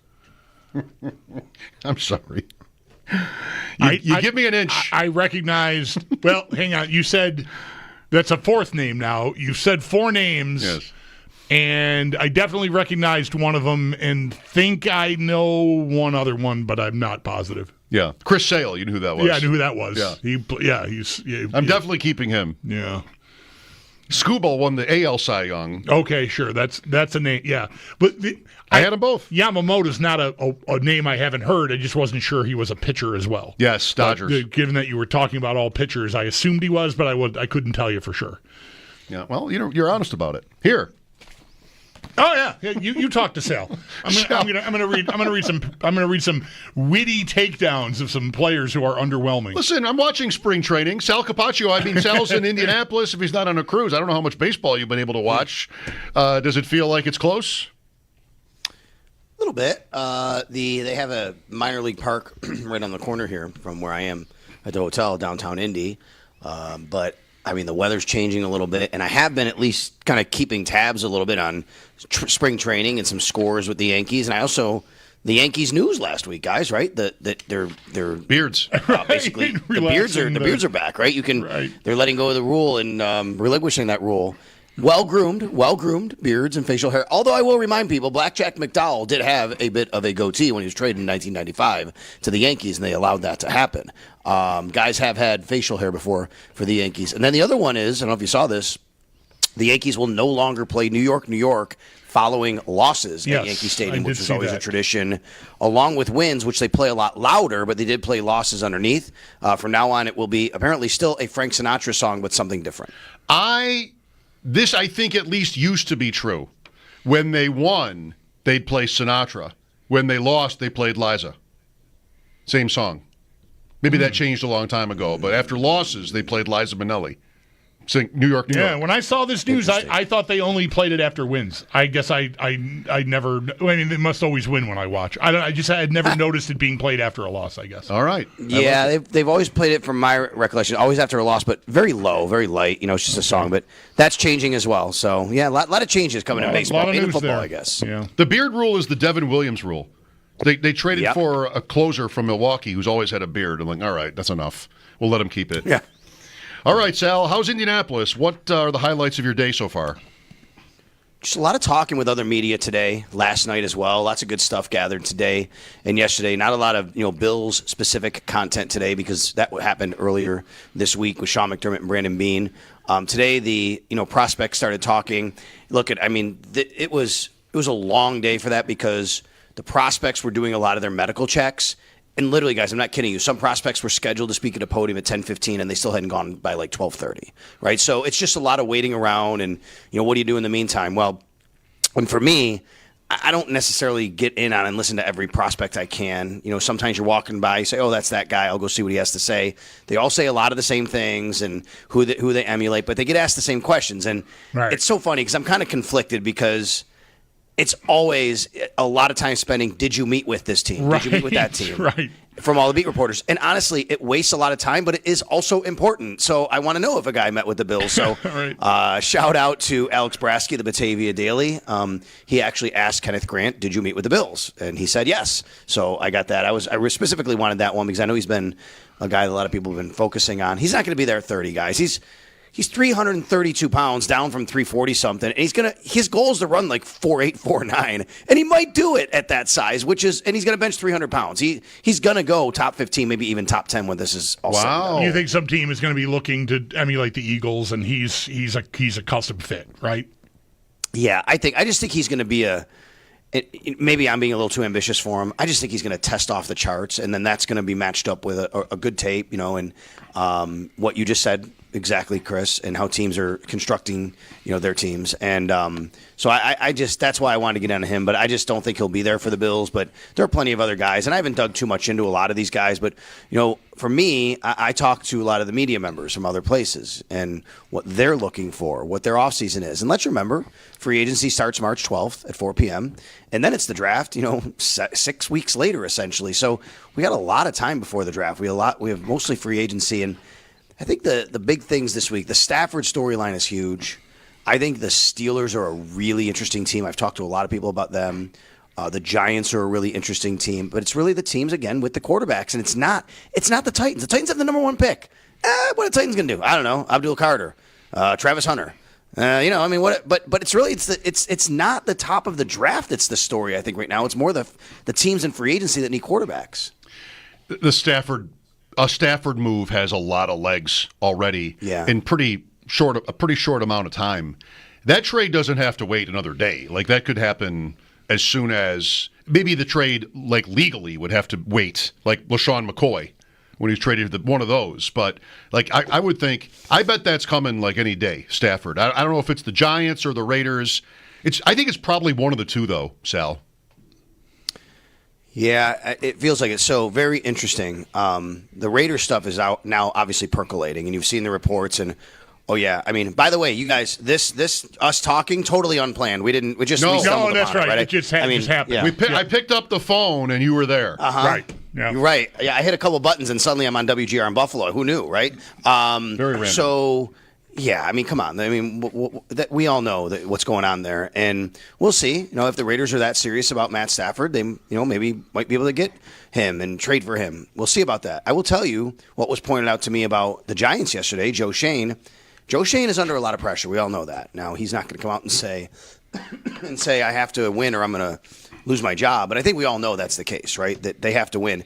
They can't. I don't think they can draft a quarterback. If they do, he's drafting him for someone else. Unless that guy hits right away, but this doesn't seem like the kind of draft where that's going to happen. And they have way too much around their roster to be able to do that. How are they going to do that with a rookie quarterback? So, Chad Hall, the former Bills wide receivers coach, is now in New York under Brian Daboll, and Joe Shane, who he worked with in Buffalo. He is Matthew Stafford's brother-in-law. Chad Hall is married to Matthew Stafford's sister. So a lot of people are connecting those dots. And there's a lot of stuff here about the Giants really targeting and wanting Stafford, but not knowing if they can get him. If they can't go in that direction, what do they do? Because they might be left with, we have to draft a rookie, and that's not good news for Joe Schoen and Brian Daboll as much as they may have to go that route. And then you have the Steelers, who, from all indications I'm getting, they are not in on Matthew Stafford. It's from several people I talked to today basically said they think it's they think it's Justin Fields that they want, but Justin Fields has a say and may go, hey, I'm getting a better offer from the Jets or the Giants or whoever, and then the Steelers may have to kind of, the way it was phrased, go crawling back to Russell Wilson, and they don't want to do that. I want to, Mike. I was just going to say, Hall is married to Kelly Stafford. Or, I'm sorry, that's not true either. Matthew Stafford is married to Kelly Stafford. Hall's sister is Kelly Stafford. So that's that brother-in-law connection. That's the other way. Did I say it the other way? I apologize. Yeah. Yes. My apologies, yes. His sister. Right. Okay. That's right. Yeah, sorry about that. The thing about the Steelers, Sal, I pointed this out one day last week when they came up. So of course, any team that's looking for a quarterback, we're always going to be, at some point talking about on this show. And last year, during, I don't know if it was exactly a year ago, but like around this time, the reports coming out of Pittsburgh were there's a split inside the building, whether it's Rudolph or Pickett, whether to keep going with, which one of them to keep going with. And then they blew that up, traded for Wilson, and then got Fields in free agency. Or was that vice versa? It was vice versa. They traded for either way. They had two new quarterbacks, neither of whom had been discussed as, well, the ownership prefers this guy. So I wonder if they just don't have the art of the smokescreen thing mastered at this point. Because I don't think anybody saw Wilson and Fields ending up there when they were talking about and debating about whether Pickett or Rudolph was a better idea for next year. No, that's right. I agree. And I think a lot of this is too, there's no way the Steelers are paying Matt Stafford what he's going to want. They'd really have to, they could get in on him if they could really convince him to sign a contract for a lot less than maybe what he wants, what he's asking. But I think that seems to be the barrier. And, I think Tomlin likes Justin Fields, and they would like him. But I think the hang-up there is, does Justin Fields want to be in Pittsburgh? And honestly, guys, even the people I talked to are even if you get Justin Fields, how good an idea is that? Yeah, I know, right? What do you do with that? He can be good. I don't know. He's not really. It hasn't really worked totally where he's been. I can't imagine a team that's in the playoffs, barely, but still in the playoffs every year, would settle on that being their best idea. Mm-hmm. I'll believe that when I see it. That's why I'm making this point about not to believe necessarily that they're not in on any of these other ideas, because I just can't imagine them going forward and saying, oh, yeah, no. He couldn't play in front of Russell Wilson last year, for God's sake. That blows my mind. Yeah, and that's why I think the Steelers are one of the more interesting teams this week, because, as someone told me today, hey, do they want – they don't have much time left here with Watt and Hayward and Minka all together, right? And if they really want to win, this might be the only year they can maybe do that now left. Look at their careers, where they are, their ages, and that might mean you want to go get a guy like Stafford. Because, and then the second thought is they're going to be probably drafting a quarterback next year, in the first round. So, what do you do? So I think that's, and if that's the case, even if you have Justin Fields, what are you doing there? You're almost middling it the entire way. So they're a really interesting team here at the Combine this week. And then the other thing for you guys real quick was, this kickoff thing is interesting to me. Last night, I found out that the 32 special teams coordinators all were in a meeting together. They went into they were asked, to basically not wasn't unplanned, I guess it was planned, but they had the big meeting with the 32 special teams coordinators, and it was they didn't all just show up in one place, and it was presented to them here, this is what we're thinking, this is what's on the table, this is what do you guys think. It's more of we want your feedback before we really kind of move forward with a lot of this stuff with the competition committee. And from what I understand, you guys can imagine this. There's some, special teams coordinators can be a little different sometimes, right? And there's a lot of different personalities in that room, and there's a lot of different opinions in that room. And you got your kind of younger guys who are, hey, don't want to rock the boat too much. I got this job. Tell me what you got me to. Yeah, I got my opinion, but just tell me what I need to do. I'll coach my guys.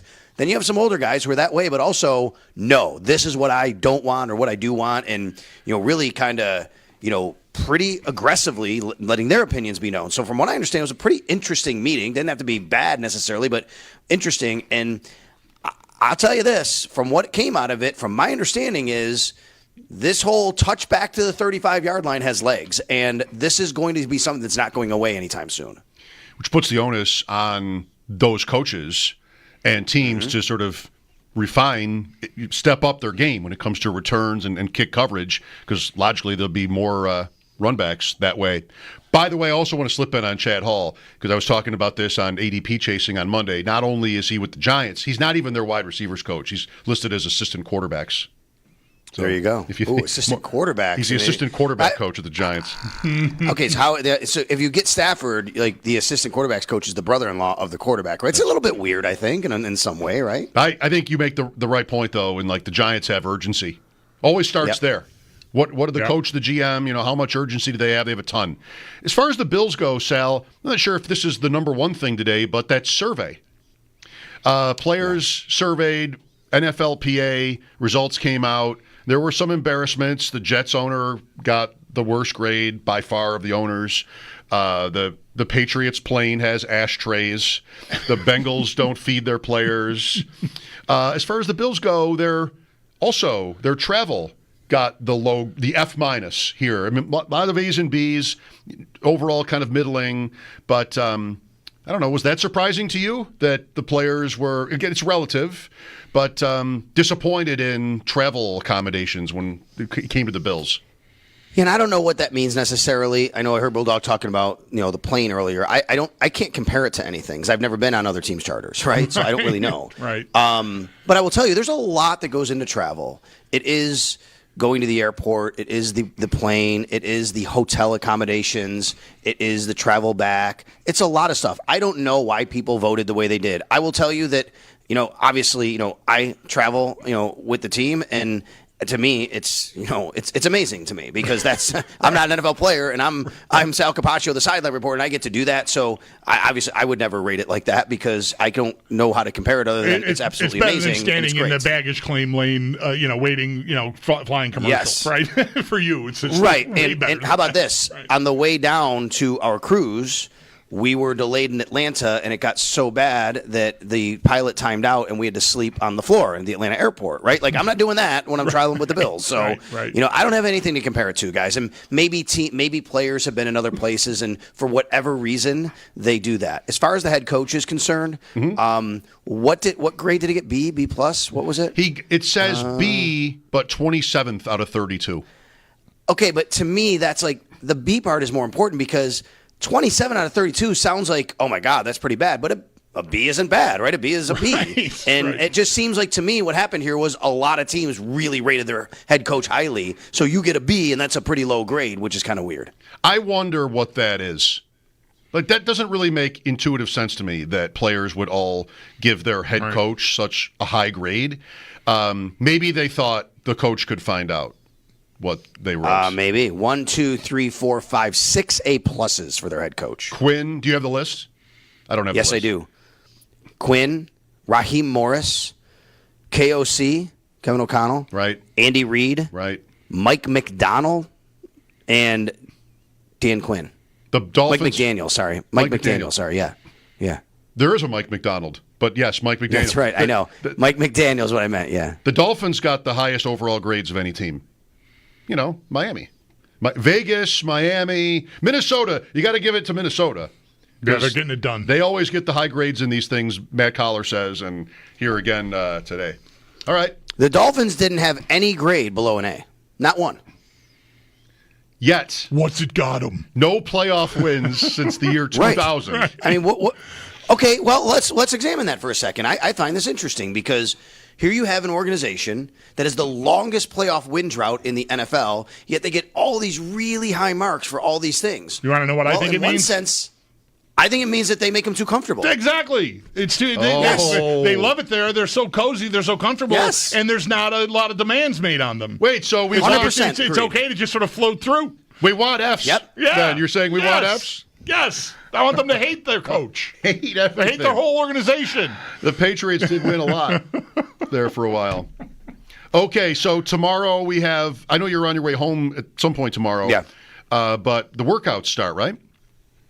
I believe that is the case. More guys. I was watching more guys run the 40-yard dash on the carpet today inside the convention center. So they're all getting ready to start working out tomorrow, and we'll hear from more prospects tomorrow. So you'll start getting more of that stuff coming out as well. So yeah, it's a full weekend, right? You go through. I think it goes through Sunday actually, all the workouts, and that stuff is televised. People can watch it. They can see all the information there, and the medical stuff. And I just see like. The team, like at one point I was walking through the convention center today and I just see all of a sudden a bunch of Seahawks people, like they got their shirts on and their hoodies, and then I see Bengals people, and then here comes Brandon Beane and Terrence Gray. Like, I don't know, there's just meetings upon meetings and everything going on here, and you never know what these people are going to meet for, but it was just seemed like a totally huge, like all league type of meeting was going on in some place on the convention center when I walked past these people. Not only has the Combine elbowed its way into the sports scene to the extent that like we actually care about this as a society, but the 3 days before even count. Like the Combine really doesn't start until tomorrow. Nobody runs a race until tomorrow. But since Monday, Sal's been there, coaches talking, all the news. It's not enough for the NFL to get mileage out of the Combine. It's got to be the whole week. The whole week, right? It's Combine week. Can you buy a ticket to the Combine? Can a fan go? Yes, there's a Combine experience for the fans. There's a now the Combine experience does not allow you to get into the media room, the access and the things that we do as the reporters and the media and all that. In fact, I will tell you this, guys. When you go into the convention center, there is an area where there's the main doors, and there's a few main doors, but the one main door is where most people go in, and they go right to the media area, and then there's this hallway, and there is a section that there are fans with all stuff they want to get autographed, and they're sitting there with helmets and pictures, and when people are walking by, they're shouting, Andy Reid, Coach Reid, and they're trying to get, they want executives, and they want the autographs, and there is a spot there where people are standing, as you can imagine. That's part of it. But they do have the experience, and that's changed over the last few years. They did that, and I believe that's something that fans are allowed to go into. It's select fans. You can go into the Lucas Oil Stadium and watch, but you can also go through some of the experience of yourself and how they run the 40 or whatever. I'm sure they do things like that for the fans. So yeah, it's become that. And I also tell you guys, it really is a great spot for it. I hope the NFL never moves it. It really is a great city, for something like this, and they do it really well. Yeah. So some fans get to watch the workouts. Yes. That's a part of it. Okay. Yes. You, by the way, should dig in a little bit, get a stopwatch, or just use your phone while these guys are running these 40s and post unofficial 40 times. So you need to get out in front of it. Instant ban. Yes. Way to never be invited back. Okay, well, create a phantom Twitter account and then do it that way, and we'll just retweet it for you. We'll call it what? Convention Center Carpet 40, right? Right, something like that. There you go. Right. Exactly. I'm not touching it, but you go ahead. All right.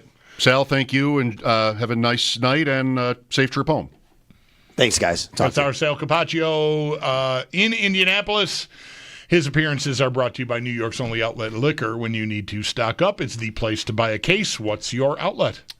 Got a report here from Mike Garofalo, how the league reviewed the number of fouls drawn by quarterbacks last season. And who was number one? The most fouled passer per 100 hits. It was not Patrick Mahomes. Josh Allen was second. It was not Patrick Mahomes. 803-0550. Stay tuned. Find out. I think I saw this answer, so I'm not sure. I should be just DQ'd from guessing. You definitely shouldn't say it if you saw it. At least not until we come back. I think that's what I'm going for. All here. right, good. I'll wait. Mike Schopp and the Bulldog lines open. This is WGR. We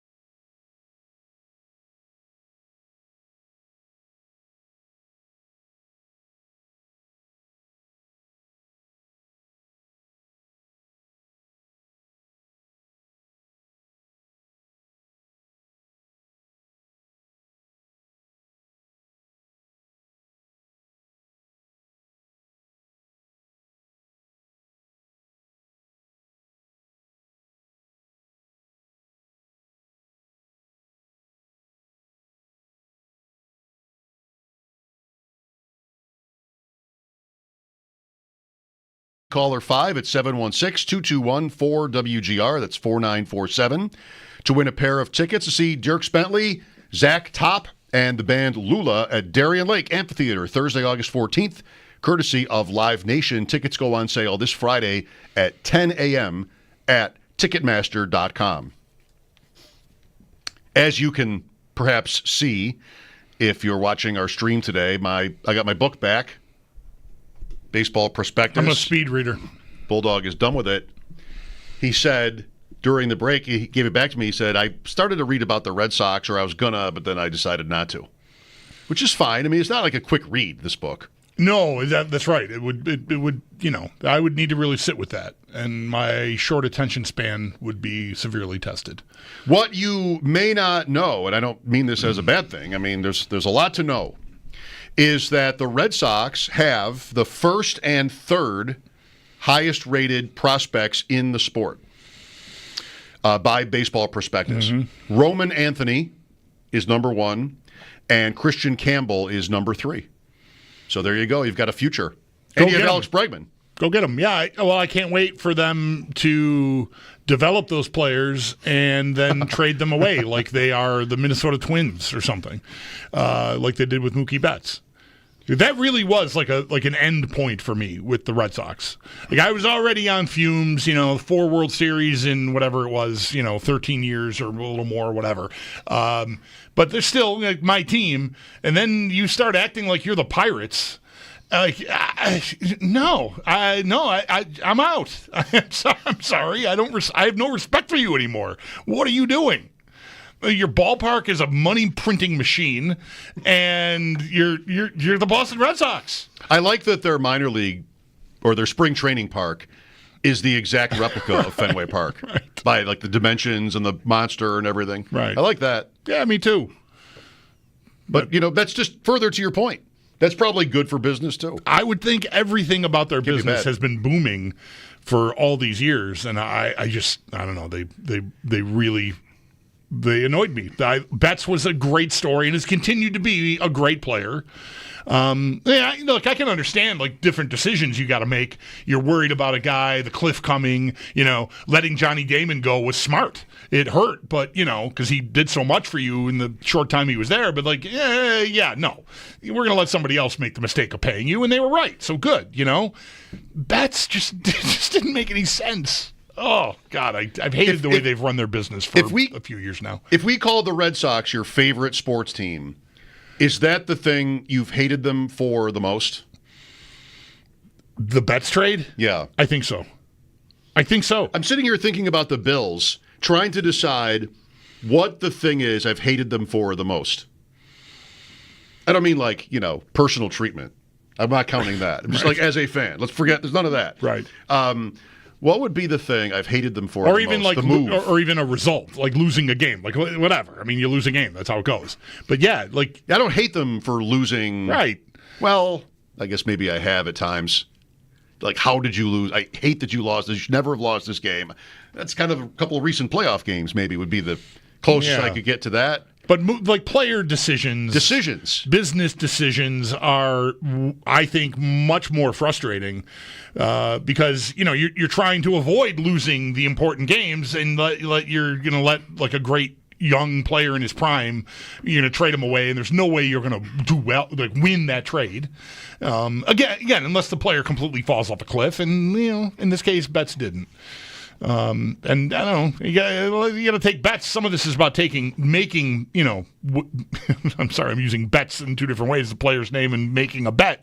And that's a lot of running sports teams. I recognize that, but I don't know. It just was not. You could have hung on to him, and if he fell apart, not likely, right? I would not have been mad. I mean, I'm not the one paying $400 million over 10 years or whatever, but.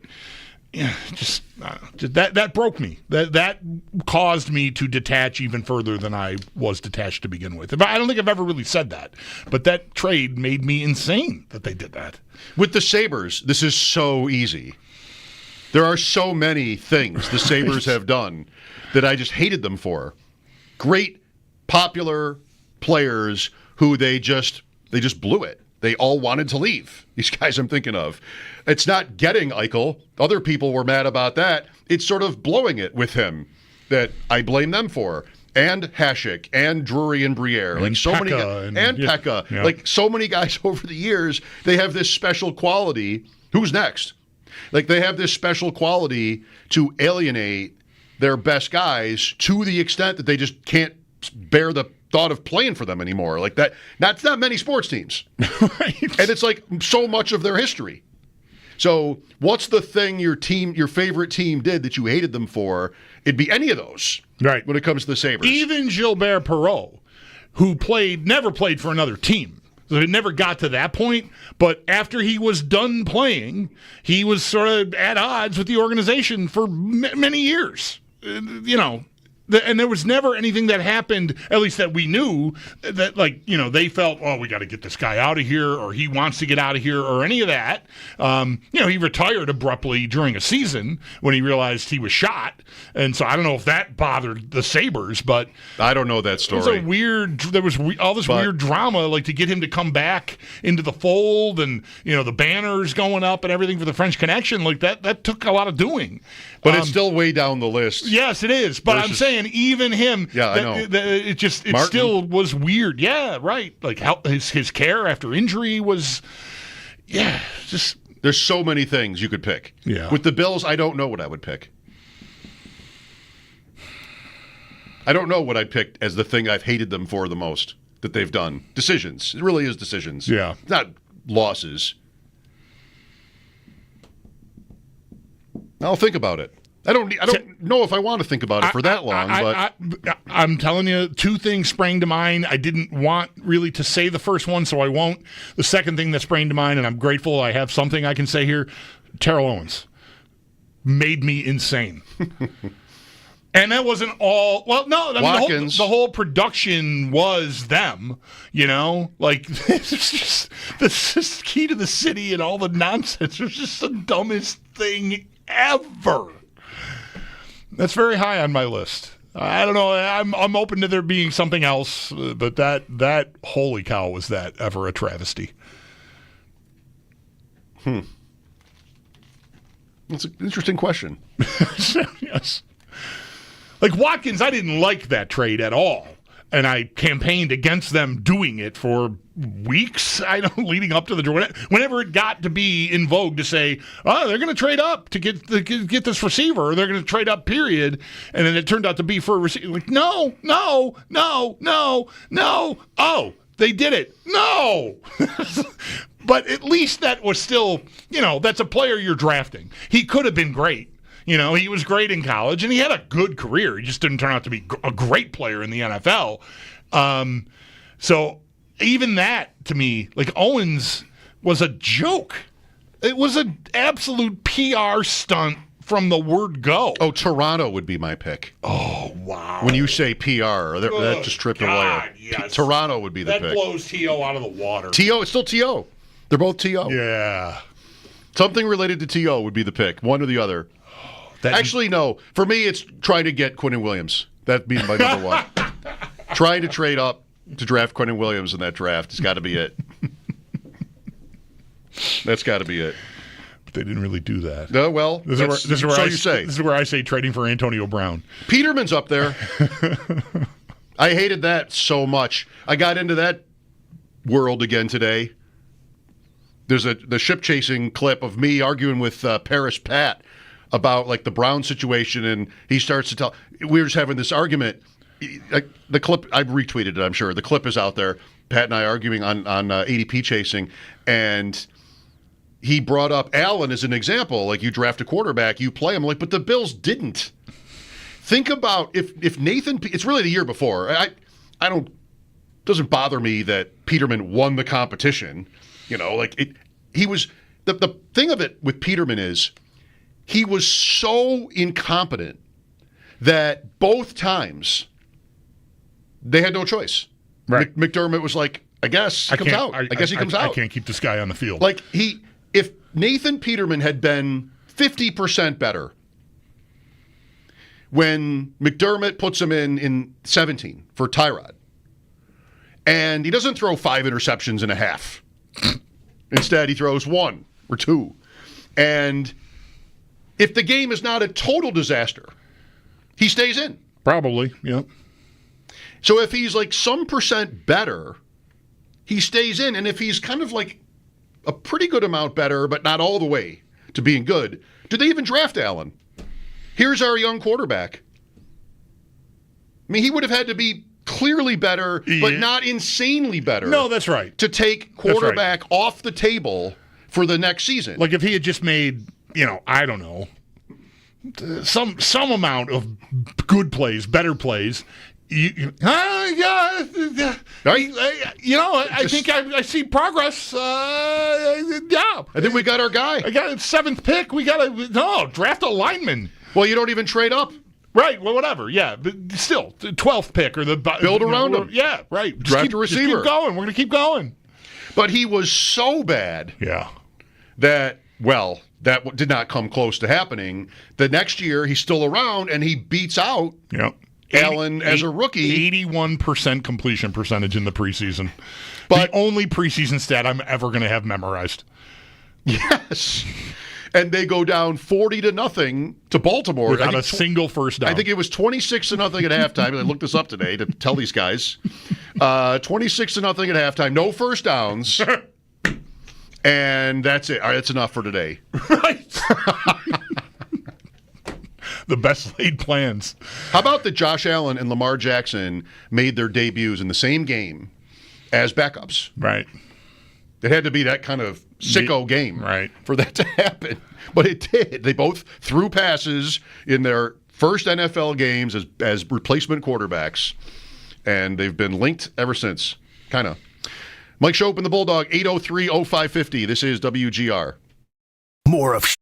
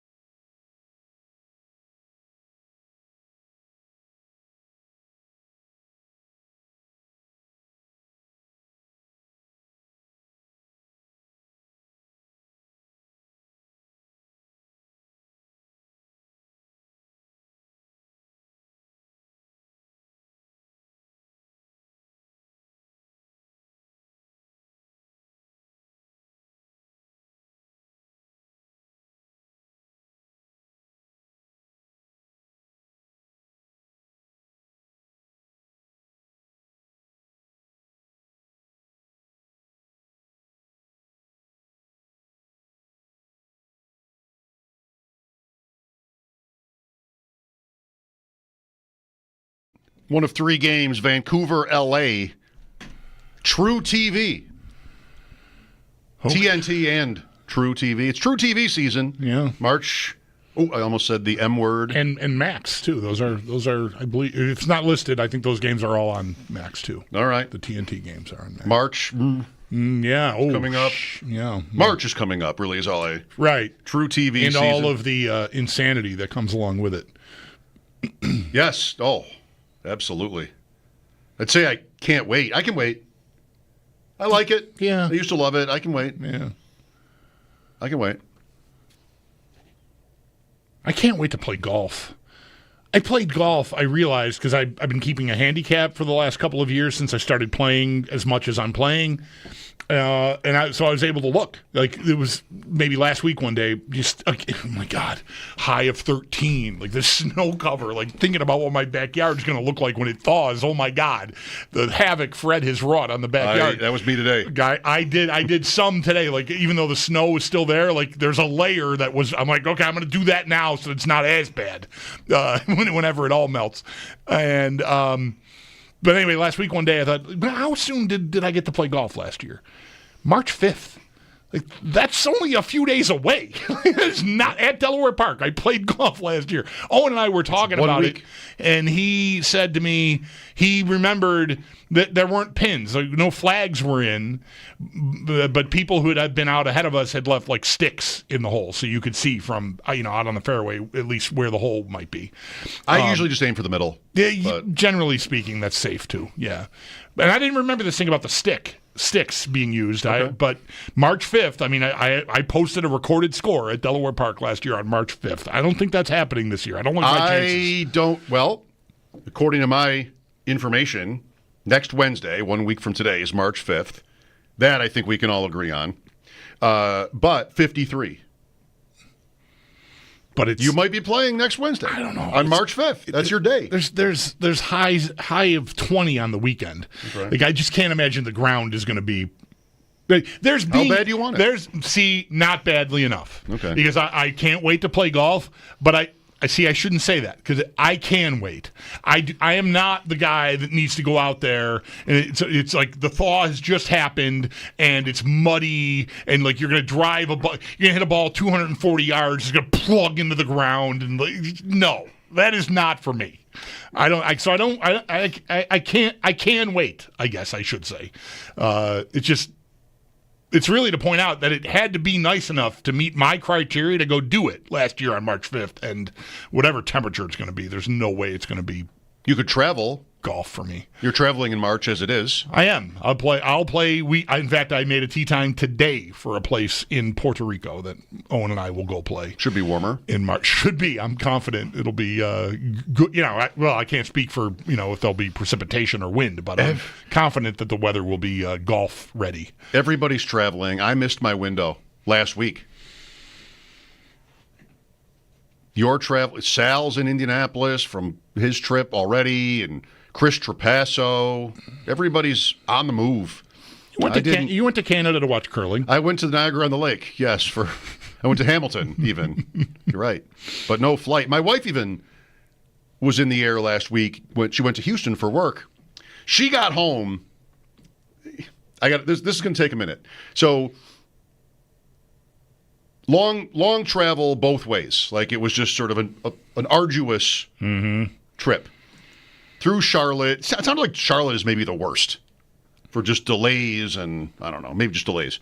Anyway, she gets home at 2:30 in the morning on Friday last week. I know this because the dog freaks out. It's 2:30 in the morning. And I'm awake now, barely. She comes upstairs and walks into the bathroom and brushes her teeth. And, normal thing to do. Sure. She goes 5 minutes, by the way, every time. Wow. 5 minminutes. What an example she sets. For the kids, right? And I mentioned at that hockey game on Sunday with friends, I said, I was thinking about that, and I said to the one guy, one way where my wife and I are different? If I get home at 2:30 in the morning from being in the air, I'm not brushing my teeth. No. I'm going to bed. Yeah. Like, that's what I'm doing. And he goes, seriously?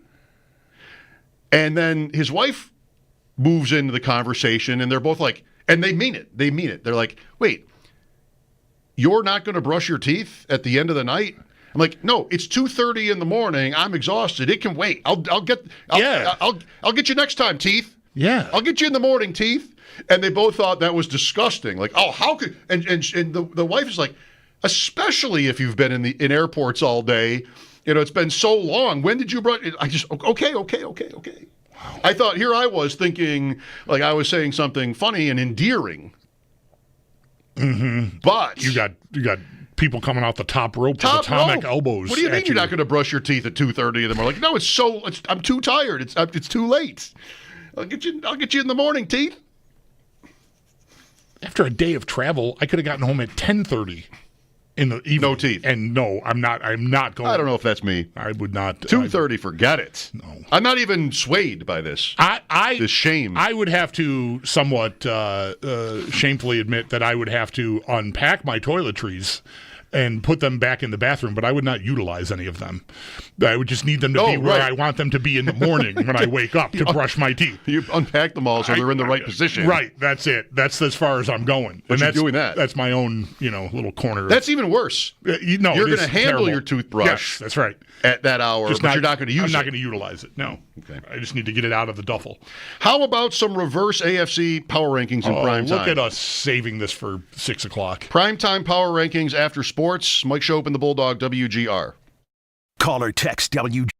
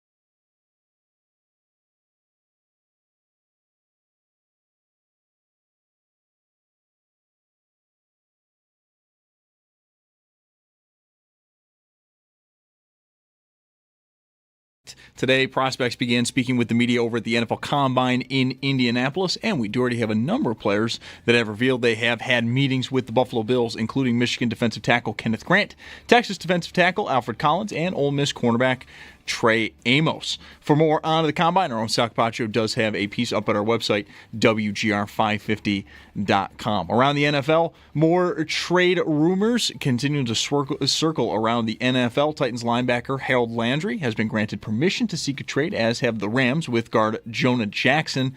And then the Packers have reportedly had trade conversations surrounding cornerback Jair Alexander.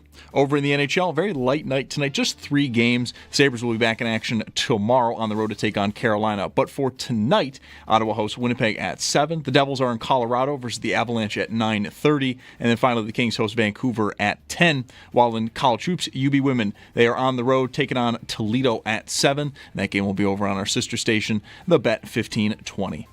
It's your Paddock Chevrolet Sports Update. Paddock Chevrolet celebrating 90 years of business. I'm Zach Jones for WGR Sports Radio 5.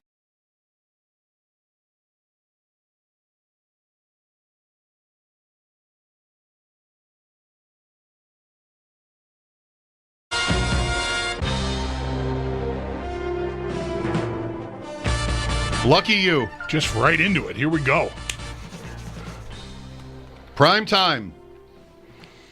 Reverse AFC Power Rankings. Powered as always by Empire Electric, your residential neighborhood electrician. Visit EmpireElectricians.com. Well, how'd I do starting a new sheet? Looks great. Doesn't it, everyone? People can see these things now for themselves. The top 2, 3, 4 teams aren't all capital letters. That's true. I didn't realize until, because it was a new sheet, so I didn't have your writing to try to match. So, because these are the kinds of things I think about. Not that I'm dying to please you, but aesthetically, I want things to look similar. So I'm just explaining to our audience why I would think about that. And so I started, and they're oh no, I didn't. Too late. It's all right. Yeah. There has been some news. I don't know if anything has mattered that much to affect these rankings.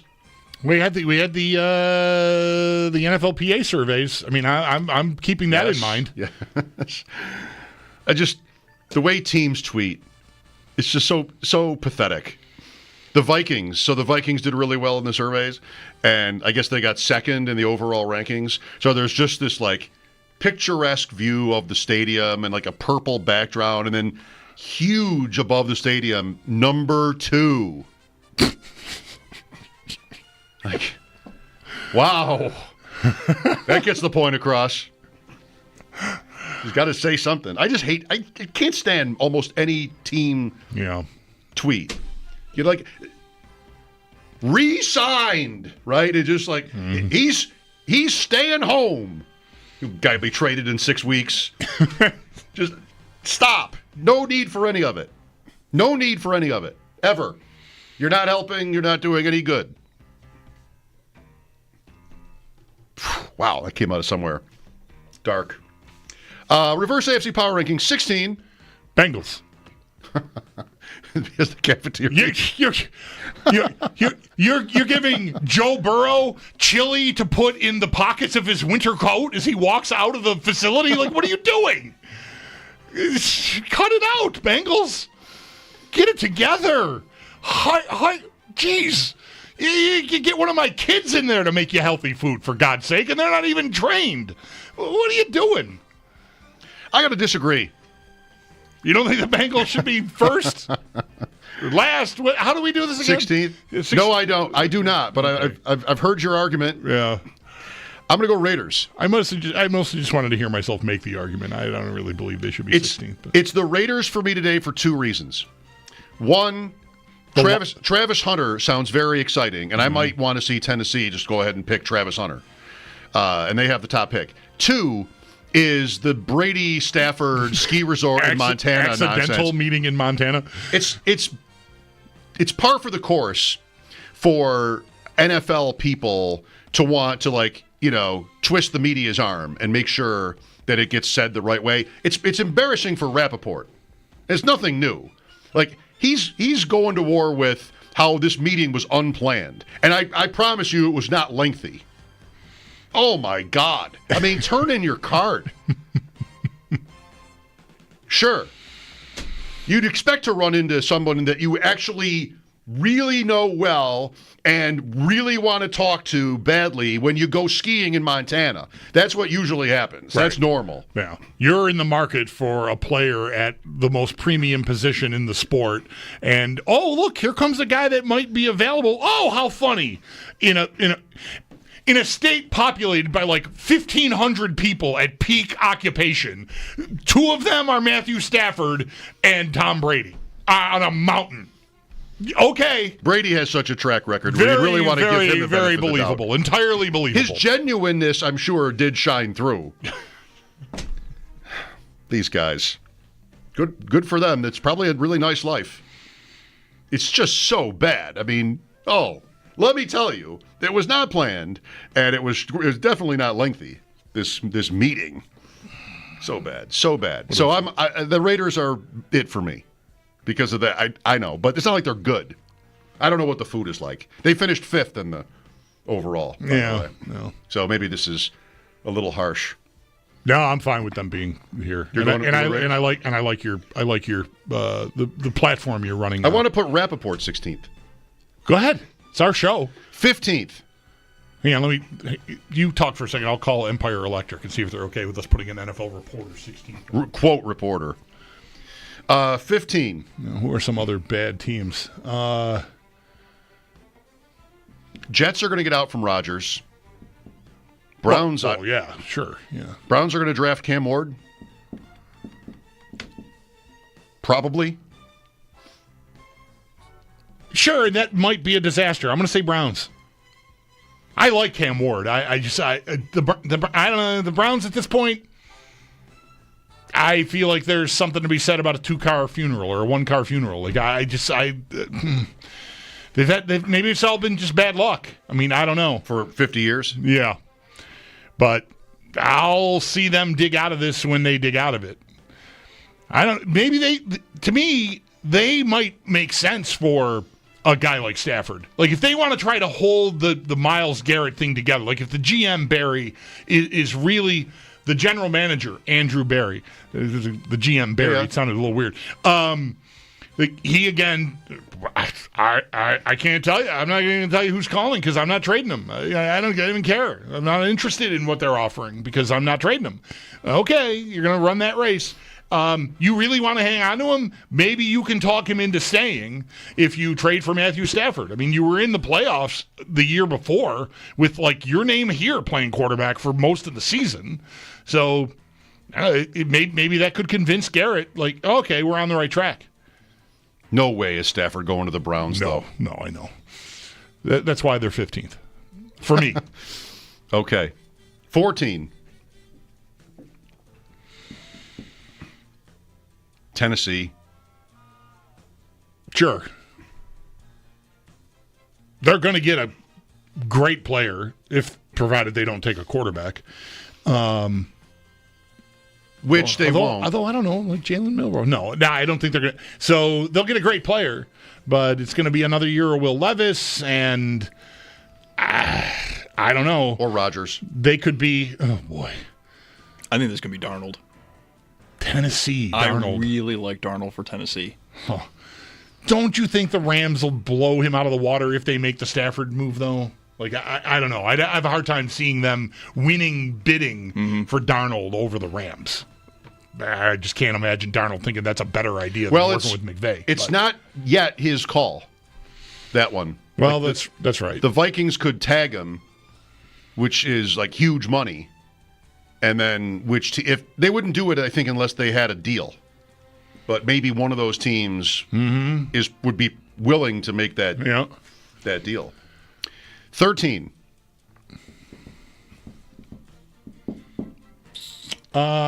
Jets. Yeah, where are they left off? Jets. In the quarterback. We talked to Dan Leverfeld last week one day while you were away, and Nate was here, I think, when we talked to him, and so what is the plan going to be at quarterback? And he honestly, Dan has been on our show 3 or 4 times a year for many, many years now. The injured Florida State guy was like the first name out of his mouth. Travis Taylor? Jordan Travis. Jordan Travis. 6 letters. No, Mike White, he was pretty excited about too. Mike White. That Mike White ended up here. Wow. Okay. Maybe we should revisit this, and the Jets should be 16. I don't know. No, we can't. That's not how it works. Can't stop this train. I wouldn't. No, I wouldn't want him there because there are really good players there, and if they do, well, they apparently they have the worst owner. But if they do freshen that up and maybe get a little lucky, I'm starting to get back into Jet mode. There were really good players there last year, I know. And Rodgers wasn't terrible, and it still went up in flames. Well, their owner is a 14-year-old that plays Madden. That doesn't set you up for success. 12. New England? Indianapolis.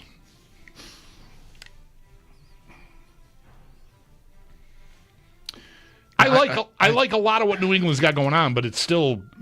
To me, I like one thing about what New England has going on, and only one. It's not that there are ashtrays on planes. It's the quarterback. Okay, I like the coach, too. And I like McDaniels. Like, I don't like him, but I like him for that job. Like, he's a visor guy. I'm not a fan. Oh, they're my pick here. New England. 11. Pittsburgh. I still want to think Indianapolis can get away with it with Richardson. I don't love them, but what is Pittsburgh? Like, it's Arthur Smith. We went through it earlier with Sal, right? The Steelers, just where do they end up? I think maybe the best case scenario is in the same position that they were already in. And, Sal might have said, I think he said, like, we'll just draft a quarterback next year. Okay, they're going to pick 17th. Yeah. Like that. That's what always happens with the Steelers. I would lean Indianapolis. Did you see the report today about how we're going to have an open quarterback competition with an unnamed? At this point, we don't know who the other guy is going to be, but we're bringing in a guy to compete with Richardson. Okay, great. Good luck. Yes. Go get Gardner Minshew back and have your competition. I can't wait for that. That was yesterday, and there was a longer answer that made that a little bit less blunt. I think that's where they will end up. It sounds like that's what they're planning to do. I've not been able to figure out who the guy is they should bring in. They had Flacco. I mean, is he the bottom of the list? Maybe not. He might be above the very bottom guys. Mm-hmm. And they went through that. It's not going to be him.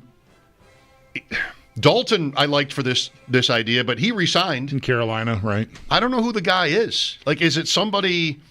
It's got to be sort of like the right player. Trubisky might be the name. Yeah, good. Somebody that... I'd like it if the Bills moved on from him myself. But it's not going to be someone good. No, right. And that where does that leave the Colts? Ergo why I'm mentioning them here before Pittsburgh. All right. Indy 11. Because Pittsburgh, to me, and they can be 10 as far as I'm concerned. I just wanted Indy ahead of them. Pittsburgh still could be, think you referenced the conversation with Sal. Like last year at this time, there was internal debate about whether it would be Pickett or Rudolph, and they cut both guys go and started over. So I'm not necessarily buying anything about Tomlin likes Justin Fields or whatever. I know everything that's being reported. I wouldn't rule anything out there. Rodgers, Stafford, like anything at all, to me, would be on the table for them. The fact that they did what they did last year tells me that. Arthur Smith, I don't know. Fields is my favorite idea for the Steelers, but I don't love it. 9. Jacksonville. Sure. 8. Miami. Number one most popular team. I saw a picture from McDaniel at like the podium. That man looks exhausted. He looks so. It's just a picture, I get it, but he looks so tired. Yeah. I wonder if they're going to end up doing something with Tyreek Hill. We've been all around it, right? I mean, I'm out after the season ended. Took himself out of the game once it was no longer competitively, relevant, and then said what he said and he walked it all back. But the fact remains, like they're still sitting on $50 million, $55 million of wide receivers, and I don't know, it just might be time to pivot there. He'll miss most of the offseason, by the way, with wrist surgery or just with his injury. 8 is Miami then? That was decided? Mm-hmm. If that's where we were, yes, they were the next team. 7, Houston. Yes. I like it. 6, all right, you can have Cincinnati here and their cafeteria. And their Skyline chili to go. I'm not against chili. I'm very much not against chili. I am also very much not a highly trained professional athlete at the top of performance of my field. Didn't Alex Ovechkin, though, like make it for years, like having like soft drinks in his water bottle? Sure. Maybe Cincinnati's onto something then. Maybe. I can't have them being like smart though with that stuff. I already can't deal with the Lions being 12 away now, Ovechkin. It's going to be close. Yeah. They're onto something there. 5, Denver. It's them or the Chargers, so fine. I believe in the Chargers, actually. Yeah. I just hate Jim Harbaugh so much. I know you do. Interesting team in the draft. I recognize that he's good at what he does, but I just can't stand him. Top receiver, tight end. They could do even running back. Like they could do something. They kind of need all of it. 4. L.A. Who's left? Oh, yeah, Chargers. Yeah, okay. Sorry. 3, Bills. I'm going to say Ravens. Buffalo. 2, Chiefs. I'll go Chiefs. There it is. Baltimore really on a roll. This is their time of year when there are no games. Right, yeah. Or the regular season is also kind of their time of year. No games for their quarterback to fumble games away for them. Yeah. How dare you. There it is.